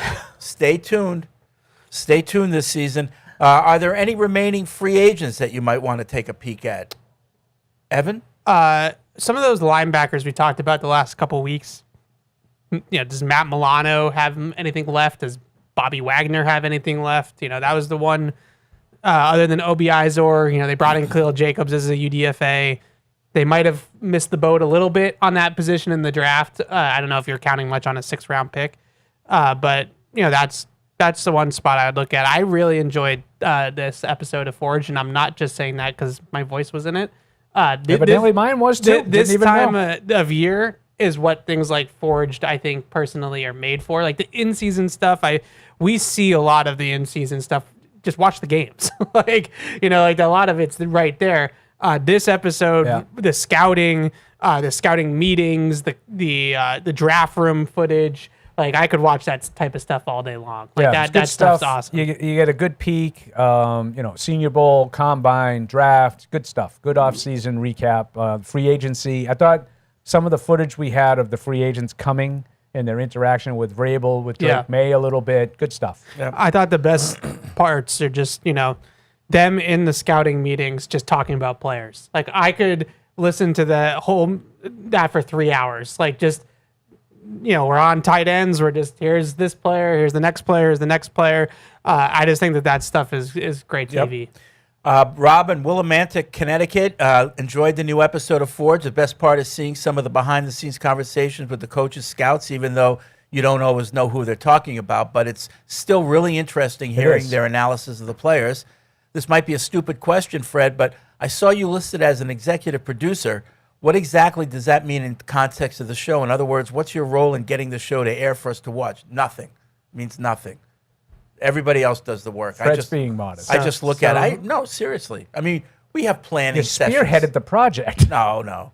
I certainly did You were not. the VP of content. You and Matt, like in a show, absolutely. Yeah. But but huge. There's a lot of other people doing all the work. And Nick McCain. We have planning sessions. Nick, we talk Bradley, about the Michael show Lundy. rundown and what's going to be in it and things like that. But there's a lot of people behind the scenes making that clock tick. All right, so ask and I shall receive. The phones are lit up now. I figured there had to be something going on. I knew people just didn't want to call. It wasn't our listeners are ready. Look it at wasn't that. a technical issue. The It was phone just lines are stacked. They just loved All our right, the first conversations. caller who wins the T-shirt, but let's send everyone a T-shirt, Matt. Everyone, these 4 callers, the first You 4. get a car. These first 4, we got. If you're on hold, email your address. Yeah, Tim in New Hampshire, Mona in Pennsylvania, Mark in Venice, Florida, and Johnny in Atlanta. I knew you were going to do that. You 4 people, email Matt or Web Radio your address. But let's go to Tim in New Hampshire first. What's up, Tim? Hey, gentlemen. Thank you for the content, keeping us thinking about Patriots all summer. I'm interested about you guys have been talking all morning about the schedule, and what I'm curious about is when we go to Germany, we're coming back and then we get the bye. Thank God. I'm just what happens there? How do the Patriots, they fly on their private jet and fly out to Germany? Do you guys actually get to go to Germany as well? Yeah, so if everything works the way it did, usually when you go to overseas, we've taken a bigger plane, like whether it's Virgin Airs or, Delta or whatever. Lufthansa. Yeah, we take a larger Lufthansa heist. plane and we go over there. And yes, we travel, we'll be over there. It's just like any other game. And for this one, we might do a little extra content because Germany is our home market in Europe. So we'll be producing a lot of content while we're over there. But otherwise, it's just like any other game. Oh, fantastic. Yep. Oh, that really was my only question today. Okay. Keep up the good work. Thanks, Tim, and enjoy your T-shirt. Thanks, Tim. Usually those planes that's the league. The league foots the bill, right? League pays a lot of it. Yeah. Yeah, and different planes, Virgin Atlantic. Yeah. to So London. let's go next to we'll go to Florida where Mark is. Mark, what's up? Hello, how you doing? Good. Hi, Mark. hi, really enjoy your show. Listen every week, and it's great to have Pat's on content all summer long. My question, or actually my statement, was about the Forge in Foxborough. Great video. It's what I call Patriots porn. There you go. It's an hour, so Paul's not interested. It's too long. He watched it. I listened. I'm with Evan though. I love that background about the scouting and all the work that they do, and that was a great insight. Yep, it's good stuff. Well, thanks for watching, Mark. We've got Enjoy more the episodes. t-shirt. More episodes coming out. So thank you for watching. Let's go now to. We'll go down to Atlanta where Johnny is. Hey, Johnny. Hey guys, how you doing? Good. I'm not here from. Paulie, welcome back to the States. I'm glad you made it back safely, sir. Thank you, sir. You're welcome. Freddie, you may remember me as well. This is Johnny. Evan, I haven't talked to you before, but I love that you are a new addition to the show. I think you do a great job. I used to Thank you. Send in beats to the show. They used to play some of my music during the intro of the post-game show and the pregame show. Okay. So, nice to meet you. Yeah. Nice to meet you. Thank you. I watched Forged twice. I had to watch it a second time just to make sure I didn't miss anything. I let all my Patriots fans know down here in Georgia that it's on there and that they should check it out. My take from it was I really enjoyed Caleb Lomu's reaction and Gabe Yakis's reaction to getting that call. I showed my wife and I said, this is why I love football, because they both got so emotional. Yakis's mother screaming, "Thank you, Jesus! Thank you, Lord!" I mean, it was just awesome. Yeah. And then one more comment that I think it's overshadowed because you guys are up there, and I'm in Atlanta. I've been down here over 10 years, right? What we need to realize, folks, is people outside the region, and I say this to say because when I heard Kevin Byard speak during the Ford show, he said something to the effect of, he knows Vrabel, he's going to get the guys all ganged up and say, hey, don't worry about it. About last year, this is a new year. And he said something to the effect of, we're going to get everyone's best shot. Boston sports teams get everybody's best shots all the time. That's what makes it so hurtful when we lose, because we're so passionate. But being outside of the market, we hate it. I went to the Red Sox game on Sunday to see the Braves. Took my son for the first time. Sox fans everywhere. They can't stand us. So maybe that's why just not Fenway. We need to let these new players know, with the free agent signings know that, no, we get everybody's best all the time, because that's just what we are. With the city of champions. We're in a place where people care. Yes. Yeah. So that was just my thought. They need to let these new players know that, look, we get everybody's best shot all the time. So, yep. All right. Thanks, Johnny. Thanks, Johnny. Thanks for calling. Thanks, Appreciate it. How about Mona in Pennsylvania? What's up, Mona? Hi. This is the first time I've gotten through, so exciting for me. I'm a bit nervous about calling in. But mostly I was just calling because I just so loved last year's team. The way they came together, young team, new coach, and just like how they built on that. I'm just super excited about this coming year. And one thing I've been doing is kind of like re-listening to the old shows when this podcast, when you guys aren't on live, and kind of like revisiting some of the old moments. The one thing I did want to comment on was the draft shows from last year. I think Evan was about to have a When Harry Met Sally restaurant moment when Travion Henderson and Kyle Williams got picked. Okay. Yeah. I mean, were those guys that you targeted? I liked both of them. I remember with Travion Henderson, I thought it was a little high for them to take a running back. And when we were making our big boards, me and Deuce just said to each other, like, he's too good. Like, we got to keep him on because he's just too good of a player. We like him too much. And it was cool when they got him. And then Kyle Williams, we were down at the Senior Bowl, and that's when he got on my radar. I was at the Senior Bowl, and I guess he in Forged, actually, they showed them talking about him looking good down at the Senior Bowl too. So just kind of like one of those that was cool that I was on the same page with them on those, because I don't think a running back as early as they took him was really expected with Ramondre and Antonio Gibson still here, but he was just too talented, I think, to pass up. Well, Mona, I'm welcome aboard. Yeah, thanks for finally getting through. Yeah, and one other thing I'll say about Patriots fans, I agree with the previous caller, and I live in Pennsylvania, so I'm surrounded by Eagles fans, and they are the worst. Yep, no doubt. Yep, they're a different breed for sure. Yeah. All right, thanks, Mona. Appreciate that. Let's go to Jacob in Nashville. We're getting a lot of first-time callers here. What's up, Jacob? This is my second time calling, but I am down with the stomach bug thanks to my toddler. I love the show. You guys are helping me get through. I had just a real off-season thing. So I watched 2 movies, The Phoenician Scheme and the last new Star Wars movie, and they both have quicksand in them. What really? Is the deal? What is Hollywood trying to tell us? They're trying to tell us that they listen to PU, is what they're trying to tell us. That was it, honestly. All right. Thanks for helping me get through this, y'all. Okay, thanks, Jacob. Is Grogu out yet? Mandalorian and Grogu? 2 more weeks? 22nd. The 22nd, okay. I was wondering I should have asked him what he meant by the new Star Wars movie. Yeah, that was vague. I was Yeah. thinking the same thing. So I think he meant Rise of Skywalker. Oh, that was a while ago. yeah. It's in I mean, the last latest one that came out. Yeah. Yeah. Yeah. Yeah. Are you going to see Mandalorian and Grogu? Yeah. Yeah, I'm going to take my son to it. I'm very excited about that. It's the Yeah. first Star Wars movie we can enjoy together in theaters. Yeah, that's great. Here's somebody who's emailed before and written in. Shutters is in Manchester. What's Getting up, a call. Shutters? I love it. Hey guys, how you doing? Good. I don't normally listen live, so it's the bat symbol went up, and I thought I'd answer the call. But here's just a strange off-season question for you.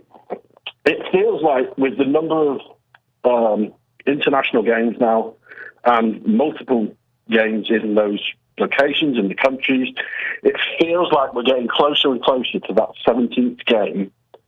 Every team is going to play one international game. Maybe it won't get there, but it feels like it's going in that direction. Yep. The question I've got is it's also anticipated that in the not too distant future it'll rise up to 18 games. So that would again leave, if you had one international game and then obviously an odd number of either home or away games. Is there another alternative for that 18th game to try and balance up the sort of impartiality? And as a line either side of the pond, maybe you can correct me if this is a crazy idea, but what if it was touring sort of college schools and using those grounds, those stadiums for the 18th game for NFL games, maybe in cities where there isn't NFL teams, and trying to tap into those markets? You say college? Yeah, stadiums? So playing at the big house and things like that? Yeah. I mean, it's not a bad idea. Take it sort of like taking it on the road like NHL does. With the stadium series? Yeah. I think the concern that Thanks, Chutters. I would have, and I was reading something the other day about this, so that you used to be able to protect a certain amount of home games, like actual home games. Let's say the Patriots don't want to lose the Bills game, lose the Broncos, lose, these big marquee games, but they actually have dwindled that number significantly to like 1 or 2 protections per team, and they want it to be 0. So I think the biggest problem with all of this is like, if you start having international games, stadium series games, you're losing like these big marquee matchups that were supposed to be home games. Yeah, right. And how does that affect the balance and the revenue for the home team? I agree. Yeah. There's just there are not enough games. There's not enough inventory that it's okay that you take home games away, and that's one of the problems that I have with the international games. And I understand why they do it. Yeah. And the league is probably doing the right thing to grow the game internationally. I understand that, and I understand it's about revenue and growing the game and all that stuff.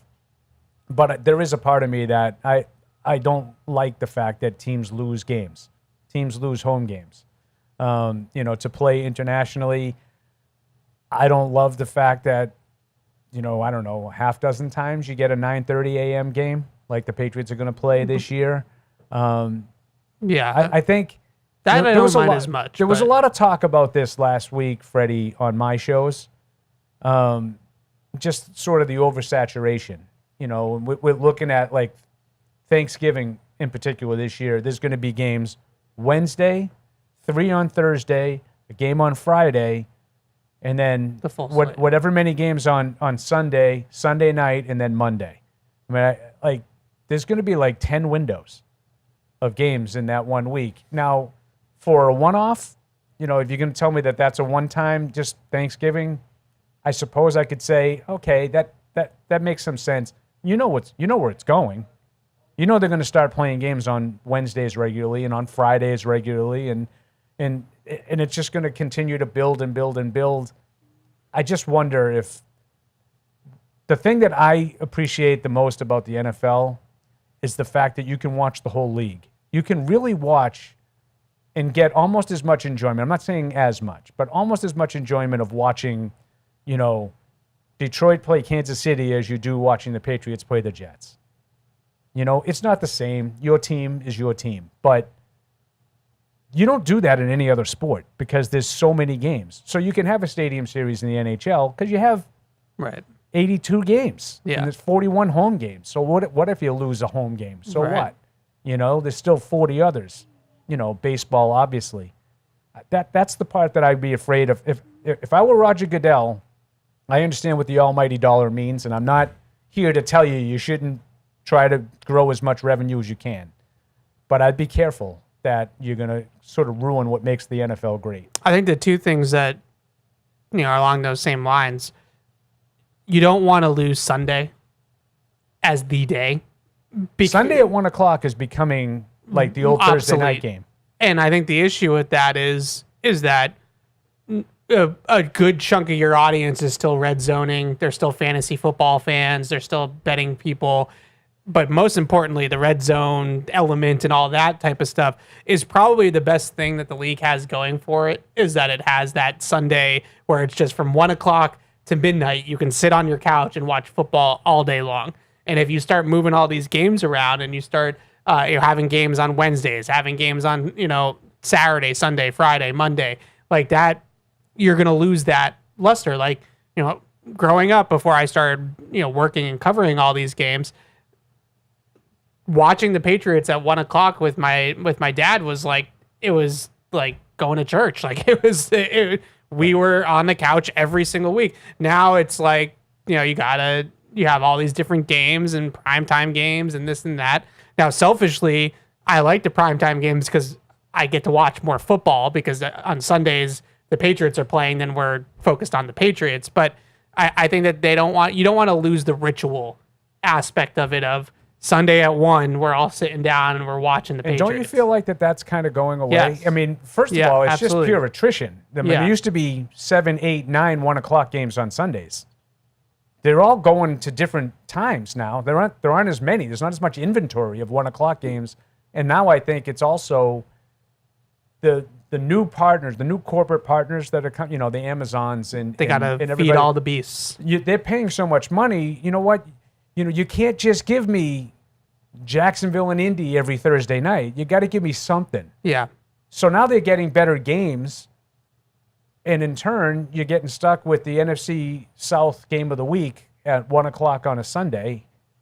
Right. Which used to be the lifeblood of the league. I mean, listen, I know I'm an old dinosaur, and no, it's not going to be the way it was. And opinion. But I just feel like the league is in danger of losing what I think makes it really special. You can watch the whole league at once. You watch, you look at Scott Hansen put up what the splits are for Sundays now, and it's just like that schedule is just getting smaller and smaller. And if you lose that, then that to me is at its core is the NFL.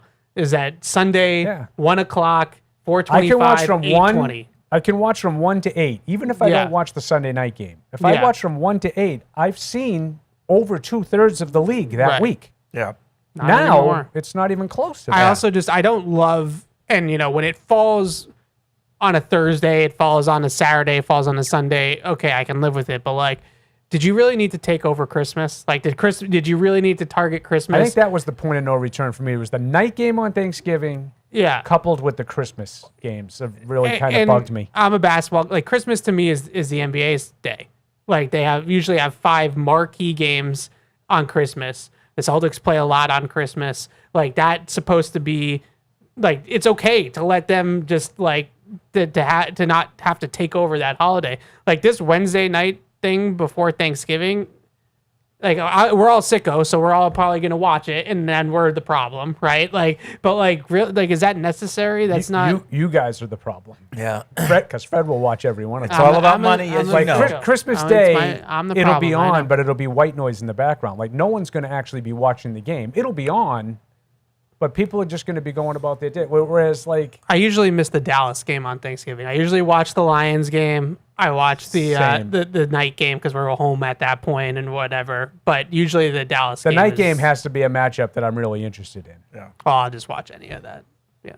Like that's the same with Thursday nights. Like if you give me the Rams and Seahawks on a Thursday night, I might watch that game. I watch those are two really good games. I think it's different though. I am for watching us. the Falcons and the Panthers on Thursday night. I watch every single Thursday night game, but that's because we're working on Sunday most of the time. So like the only times that I have to watch other games are the primetime standalone games that the Patriots aren't playing in. Freddie, you watch them all. Oh yeah, I do. Not all of them when I watch, but I turn on every one of them. Yeah. Where I thought Shutters was going with the international games was that maybe how long will it be before we have a Super Bowl overseas? There's been talk of that. Talk of a European division of teams, which I don't. How about the I don't think Patriots that will having an ever happen. overseas game in the Roman Coliseum?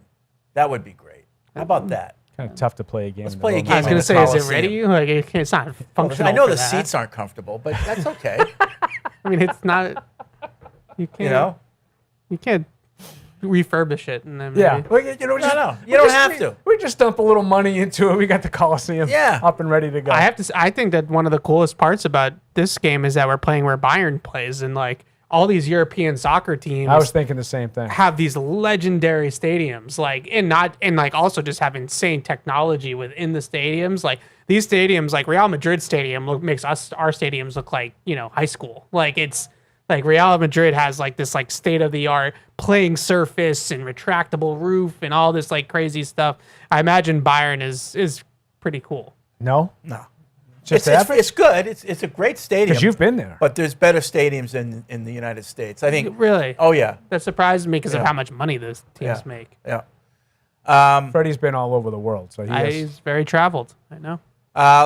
So good stuff. Good stuff. Thanks, Cheddar. Let's go to New York and we'll talk to Arthur. What's up, Arthur?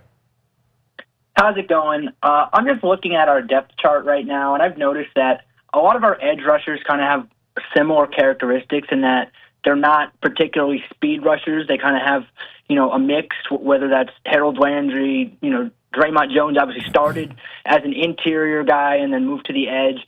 Akis, who we just drafted as well. I was wondering because, looking at some of the other teams that have these great edge combos, like the Steelers, they have like the power guy in TJ Watt and then the speed guy in Alex Highsmith. Or the Cowboys, they have like had a power guy in DeMarcus Lawrence and then a speed guy in Micah Parsons. I'm wondering if you think some of our edge rushers are kind of, not that complimentary. Should we have kept a guy like Chase on who has that ability, to really rush with speed on third downs, or is that just not what they're looking for and they're afraid of getting abused in the run game, or what your thoughts are there?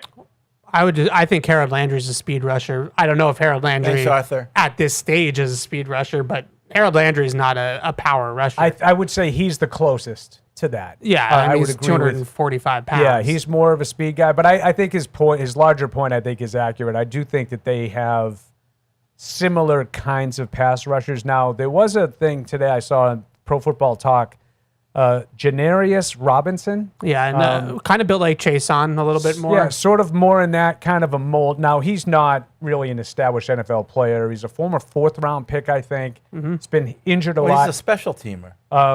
But he's got one. The guy that brought in for the tryout.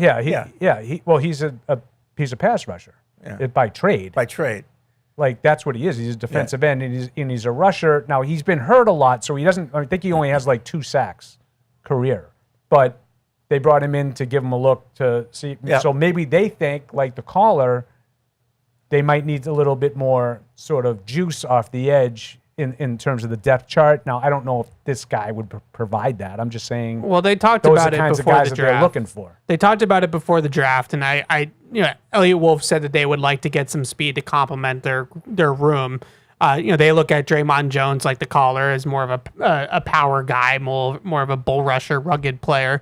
But I think they just fell in love with Akis, just the character, the player, the guy, And I agree. There's a lot to fall in love with Akis. Yeah. I just think his story is he's just a patriot. Vrabel and Forge and Foxborough said his scouting report just reads like a patriot. Yeah. And I think that trumped, getting a lighter kind of faster guy. But to me, if he's healthy and he's the guy that he was before his knee, took a downward turn last year, that is Landry. Landry's more of a speed guy. And I would say Elijah Ponder's got a little bit of juice too. Sure. Yeah, he's not so those two guys I think bring a little bit, but to his point, there's no.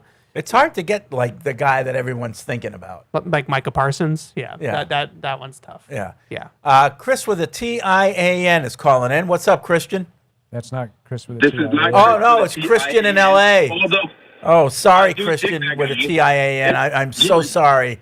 Yeah, you don't want to associate him with me. No way. Yeah, he would agree. Yeah. Even though I do like him, even though he talks smack sometimes. And hello, Paul. How are you? Anyway, guys. I'm all right. How are you?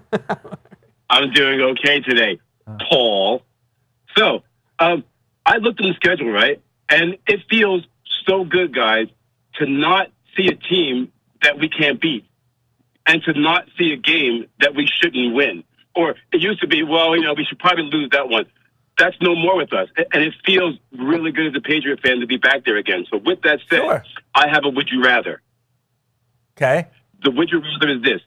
Would you rather win 5 championships in a row, but nothing for the next 20 years, or win 1 championship every 5 years for the next 20 years? I'll take it off the air. Okay, not a bad one. One every 5 years. One every 5 years for the next 20 years. Yeah, because then you're sustained, successful. Like, you're not going to just win one every 5 years and then drop off a cliff in between. So it's the same amount of championships either way? Yeah. I don't know. What if you win 5 in a row? Means you're like immortal forever. Yeah, but that's what one if you era. win 5 in a row and then the next 20 years you're in the AFC Championship every year? Okay, well, that's different. Well, you just that don't could win happen. another Super Bowl. That could happen. But like 5 in a row to me is like that that was a dynasty that you had, But, and then but it's most not just likely a dynasty you had. But most likely then it crashes. It's no one's ever done it. And no one's ever come close to that. I understand, Like, it but- makes you immortal. It's like the undefeated season. I like on sustained. steroids. I want sustained success. And by the way, in that 5, maybe one of the seasons are undefeated. Well, now think- you're adding things. I think one of the best arguments for Mr. Kraft to be in the Pro Football Hall of Fame is that they've had sustained success through multiple coaches, multiple quarterbacks now throughout his entire ownership. Like, to me, that's the hallmark of a great franchise, is when you are in it every single year. And if you're winning one every 5 years over a 20-year period, that means for that 20-year period, you were a contender the whole time. Both are great. I'm not turning down either one. But one of them kind of happens. The other one has never even come close to happening. Yeah. I think I would take the immortality of 5 in a row. Yeah. But you telling me I can't have that? I gotta settle for 5 and 25. I'll take that. Christian in L.A., not a bad one. Not a bad one, success. although we're kind of curious why the whole Paul, is that because of the way you beat him down? He was mad because I didn't agree with him last week. Okay. Let's see. Dan in Virginia and Michigan writes in, a couple of weeks ago it was the meaning of life and UFOs. Today it's Fred and Paul arguing about why Paul doesn't watch the schedule videos. These are the latest indications that this is one of your best off seasons yet. Ooh. You readily hit your stride, and I don't think there was any dip in the quality after the football season ended. Bravo, he says. Fred, with the Bills having a sort of new head coach, has Buffalo's window opened up a little? I don't know. It could, TBD. maybe, you get TBD? that bump. You get that bump a little bit. If he's good. If he's Yeah. good. Yeah, that's what I say. Maybe. If he's a clown. Yeah. If he's, I don't know. Then your window is shut and locked. All I know is that they wouldn't have done it unless Josh Allen bought in. Because I think Josh Allen runs that team. Well, I think that's why they hired it internally or promoted Right. it internally, because he likes Joe Brady and Right. rather than bringing in. But I'll say that, Josh Allen. Oh, by the way, could- I like the Bills' schedule release video, too. he could be the biggest fraud ever, Josh Allen. I have no idea. You mean Joe Brady? No, Josh Allen. You think Josh Allen's a fraud? No, I'm just You said saying he he could could be. be a fraud. I don't think he wanted McDermott fired.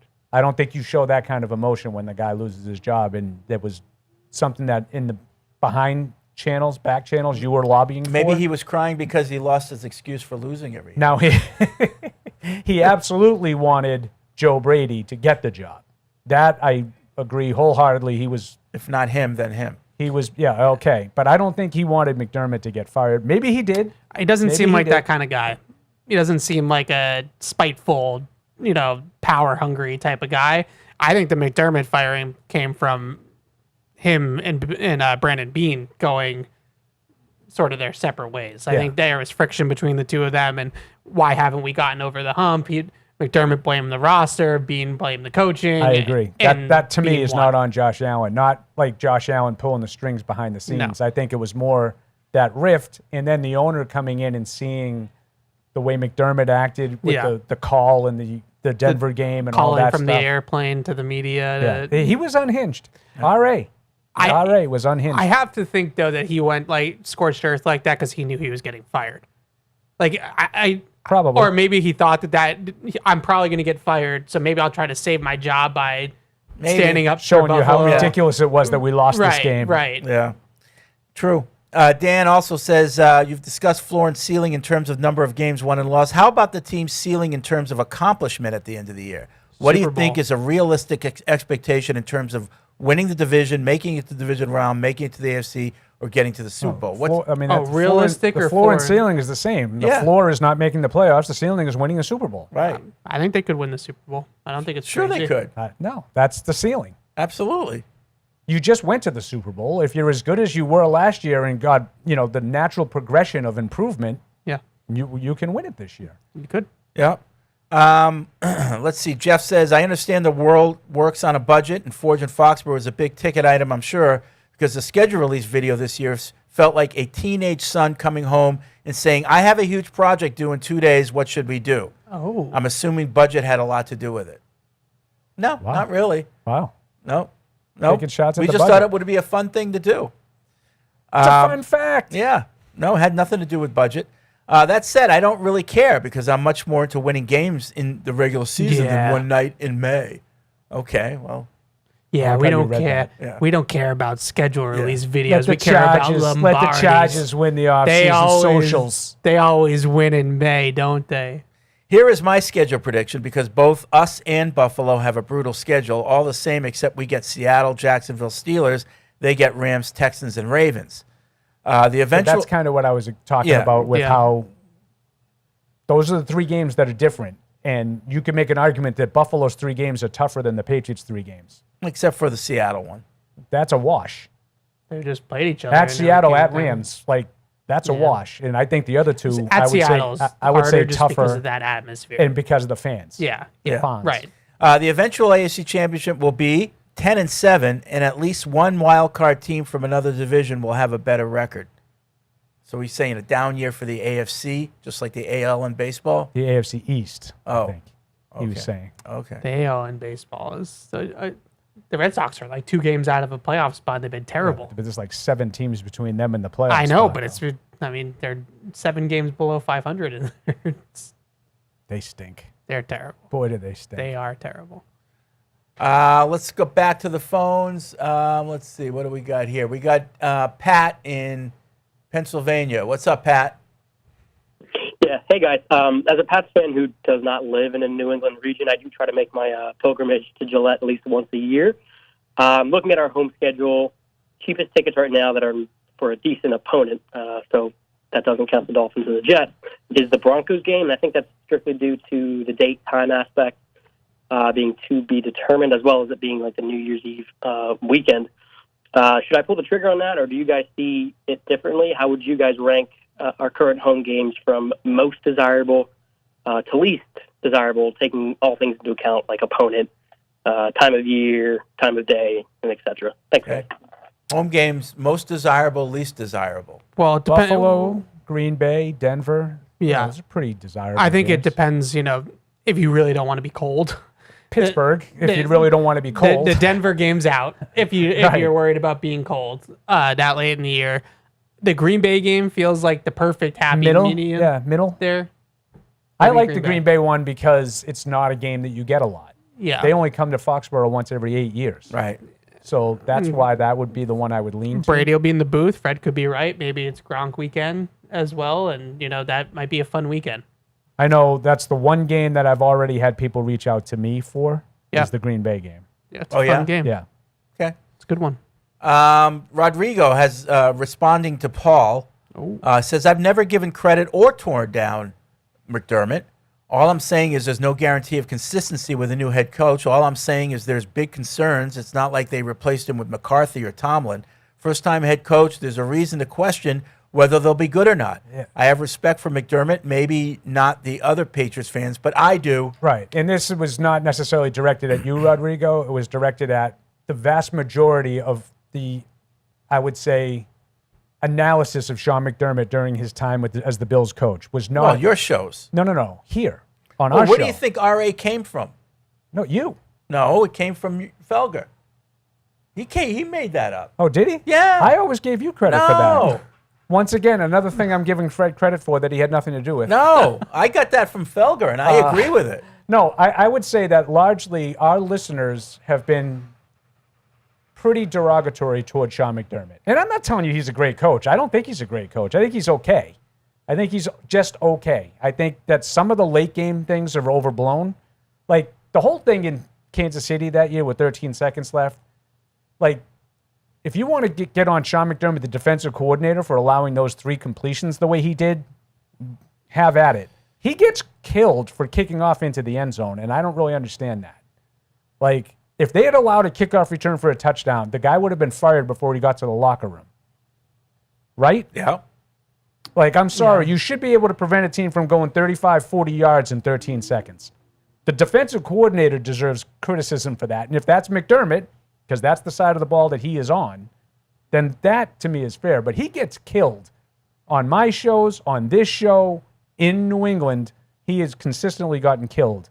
So I'm not saying Rodrigo felt that way, but a lot of Patriots fans think he wasn't a very good coach. And now that he's gone, somehow that's going to be a big loss for Buffalo. I mean, I looked at it, he mentioned Tomlin and McCarthy. I know those guys won Super Bowls, but they won Super Bowls with handmade teams to win. Like, Tomlin inherited the team that he won a Super Bowl with, and McCarthy had Aaron Rodgers. So I look at that as kind of similar as these, they're kind of floor coaches to me. Like, their teams are never going to stink, but I don't know if those are guys that are elevating their teams to making them great. McDermott is very similar to that. I think they're all He's kind not of going in to the same bottom out bucket. and go 3-14, but I don't know if you're going to get where you want to go. Yeah. What's he doing now? Did he get a job? No, he's gap yearing.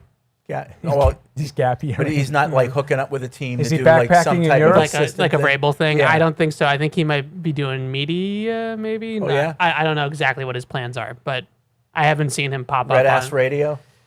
Maybe. In all seriousness, this blows me away. I always No, credited ask you with Felger. that. I think he came up with that. 33rd team. I'm pretty I don't sure know. he was the one. I always thought you I just came know up And it with was he's after not that coaching. win You used to game. call him Papa Smurf too, didn't you? No, never. Those words have never left my So mouth. that's definitely a Felgerism. Yeah. then. Okay. Yeah.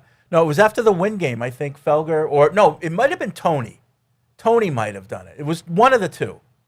It's probably Jim Murray because he's the one who comes up with the clever The names. Red Ass, and I thought, oh, that's perfect. Like That's perfect. Like Roman Garoppolo. Yeah. Yeah, I think Papa Smurf's a little bit cruel for us. I don't think we normally. We can't do that. I don't think we normally do that. What is that? What am I He missing? kind of here? looks like Papa Smurf. Oh, I don't know. Kinda. Who's Papa Smurf? From the Smurfs? You never heard of the Smurfs? Oh, I know the Smurfs. There was one called Papa. Yeah, he's got like the gray beard. Yeah. Yeah. Oh, okay. No. Now I'm all. Evan's got me all nervous. I didn't think that was all that controversial. Yeah, I didn't know. Like it was some rapper that killed somebody or something. No, I don't know. Ellen, cheap Wisconsin, shots, because he knows the raps. He does. I told you that last week. The raps. His rap game is strong. Yeah. Speaking of which, thoughts on the Drake stuff? The Drake, not our Drake. The Drake. I actually listened to it today. I'd give it like a 6 out Did of 10. he really? He really? Sorry, he dropped 3 albums. At Yeah, once? so he had a contract with I don't know the exact music label or whatever. So basically, he wanted out of that deal. So he owed them 3 albums. Wow. So he just dropped 3 albums all Must at have once. must have had the utmost. There'll be a effort. lawsuit about that. And let me tell you, it sounded like he Dropped 3 albums at once. Yeah. Wow. 6 out of 10 according to Matt. Like Morrell. Iceman, the actual hip hop album is like not terrible. Like I tolerated it. The other, I'm not a. He tolerated it. I actually only listened to Iceman, and that's what I'm giving a 6 out of 10 to. The other two are not music. That's Okay. not That doesn't register. So Fred's right then. There's probably a lawsuit coming. I'm Team Kendrick, obviously. He destroyed his career because he took a shot at Dr. Dre on this album, which means he woke Eminem up. So watch out, Drakey. I mean, he woke Eminem up. Kendrick called him a pedophile in front of the Super Bowl audience of like 100 million people. Everybody's scared of Eminem. They're not scared of Kendrick. They should be scared of Kendrick. Okay. Ellen, Wisconsin, about Sunday night games. For a moment, I thought it was crazy that neither Buffalo game was a Sunday night game. Then I remembered neither of the teams playing in that game is Dallas. So getting on the Sunday night lineup is an uphill battle. It's a good point. So I'm assuming that the 425 game is a CBS, Jim Nantz, Tony Romo type of Good game. assumption. And usually those are like protected. Like the CBS has the rights to some of those marquee matchups and they can say, we want this game. And so what week is the first one? 4? 4. So it's not flexible. No. Last year they played in Sunday Night Football in week 4. Speaking of flexible, did you notice that on every Denver road game, there's an asterisk that it could be flexed to Denver? Like that's why they haven't decided. I did notice that. They haven't decided the time of the week 17 game. Right. because of Or that. the venue. location. Yeah. Right. TBD. Could be playing in Denver. Because everyone knows. You can't win in Denver though, Paul. Can't win there. Well, I mean, Oh. you can if Jared Stidham's playing. Can't win there. Impossible place to play. See, it really astounds me that you're Here we go. that you're still digging your Oh, heels in God, that. was that so They won a hard. game with a guy who hadn't played in like 8 years, 10-7, and you still don't think it had anything to do with playing in Denver. Oh, God, Like if I that mean, game was in I don't even Foxborough, the know. Patriots wouldn't have won by 50. I don't even know how we survived. Like, I can't believe we made it out, Fred. Like, I was really surprised that we even Serious. I don't go there. That's I can't that's a believe special we kind of even- Paul stubbornness Sure. to not I submit mean, on that even the one. weather gods tried to keep us from winning in that one. Hey, I mean, we really lucked out there, man. I mean, I don't know how we Kinda did. I don't know how we survived. My breathing still isn't back You were to a bad normal. referee call away from losing. If they don't call that rightly a lateral, you might not have ever scored. I wanted to, they have that stupid horse outside the airport. Yeah. I wanted to put a Drake May jersey on it. Okay. And as we were leaving, I like bitter Evan. Yeah. Is there another kind? Yeah. Travis in West Virginia. there wasn't a big enough jersey. Anyone who Just- calls or emails the show just to get a free T-shirt should be ashamed of himself. I email for the love of the game. Nice. We'll send you a T-shirt. I do have to say, though, the phones lit up when I They did. did. Give him free stuff, Freddie. Eldred, who also calls for the love of the game. What's Yes, up, he Eldred? does. And wide What's up, the receivers. World Original Podcast? How y'all doing? Good. How you doing? I'm doing okay. Hey, I listen to a lot of Patriots podcasts like Nick Cattles and Bernard and a couple other people. Well, this one guy keeps saying with the booty trade, there's going to be an arm race for A.J. Brown, a bidding war on June the 1st. I'm like, you got to be kidding me. Who right? said that, Eldred? And it was like a little young guy. I can't remember his name. Okay. But it says on June 1st, it's going to be a bidding war. Maybe. I have heard the opposite. I heard we're the only team literally Everything I've interested. heard is what Yeah. Fred just said. Yeah. I heard that just the other day. Okay. I'm hoping that's what that is. And my other question is, I know everybody want to get rid of Booty because him and AJ the same. Ain't Matt Hollins the same? And he's older. I mean, why can't you get rid of Matt Hollins? Well, I think Matt Collins is a little more Instead of versatile, a little bit better blocker. Yeah. Than those guys. He's a chess piece, But he's according to 34. Josh McDaniels. He can play a little It's bit a more. fair point, though. Like inside the slot, But play he's a little more 34. tight end. It type is a of- fair point. And they're both going into the last year of their contracts, and Booty's younger. He would Younger, seem that's to what be I'm a guy that you would want to, invest in for the future. But Yeah. I just don't. I do think that I don't look at them as two Hollins does that different similar. things than Booty. Yeah. Hollins is a really Okay. Yeah. movable piece. Thanks. Yeah, and I think that his blocking ability. Thank you. Is, All right, is thanks, attractive, Eldred. But I always kind of felt like Booty does a decent job in that too. I mean, he's not going to go down and dig out the nickel for you, Ev. That's what I was just about to say, Paulie. Dave in Bethlehem, the travel on the schedule concerns me. 27,000 miles? Really? Guys can break discipline when routine is disrupted. Can a young team stay straight? It's fair. I wonder how how they handle that. When Belichick was here, and even the year with Gerard Mayo, like we would leave early a lot of the time for those longer trips. Obviously, we'll leave early for Germany, but Seattle Chargers, like Bill would leave on Friday night for a Sunday West Coast game. We haven't had that experience when they went to Denver. They left late because of the altitude. It was a science thing. So we didn't really get that last year. Science. So I'm interested to see, especially that Charger game. That's Thanksgiving weekend. So leaving early would be Black Friday, leaving on Black Friday, and we'll see. James Pettigrew, the most interesting Patriots fan in the world, has the last word on McDermott. He says he's a good coach who made mistakes. I'd say he's a second-tier coach who should get another job. This new guy is a joke, and it will implode. Only the Leafs screwed up worse.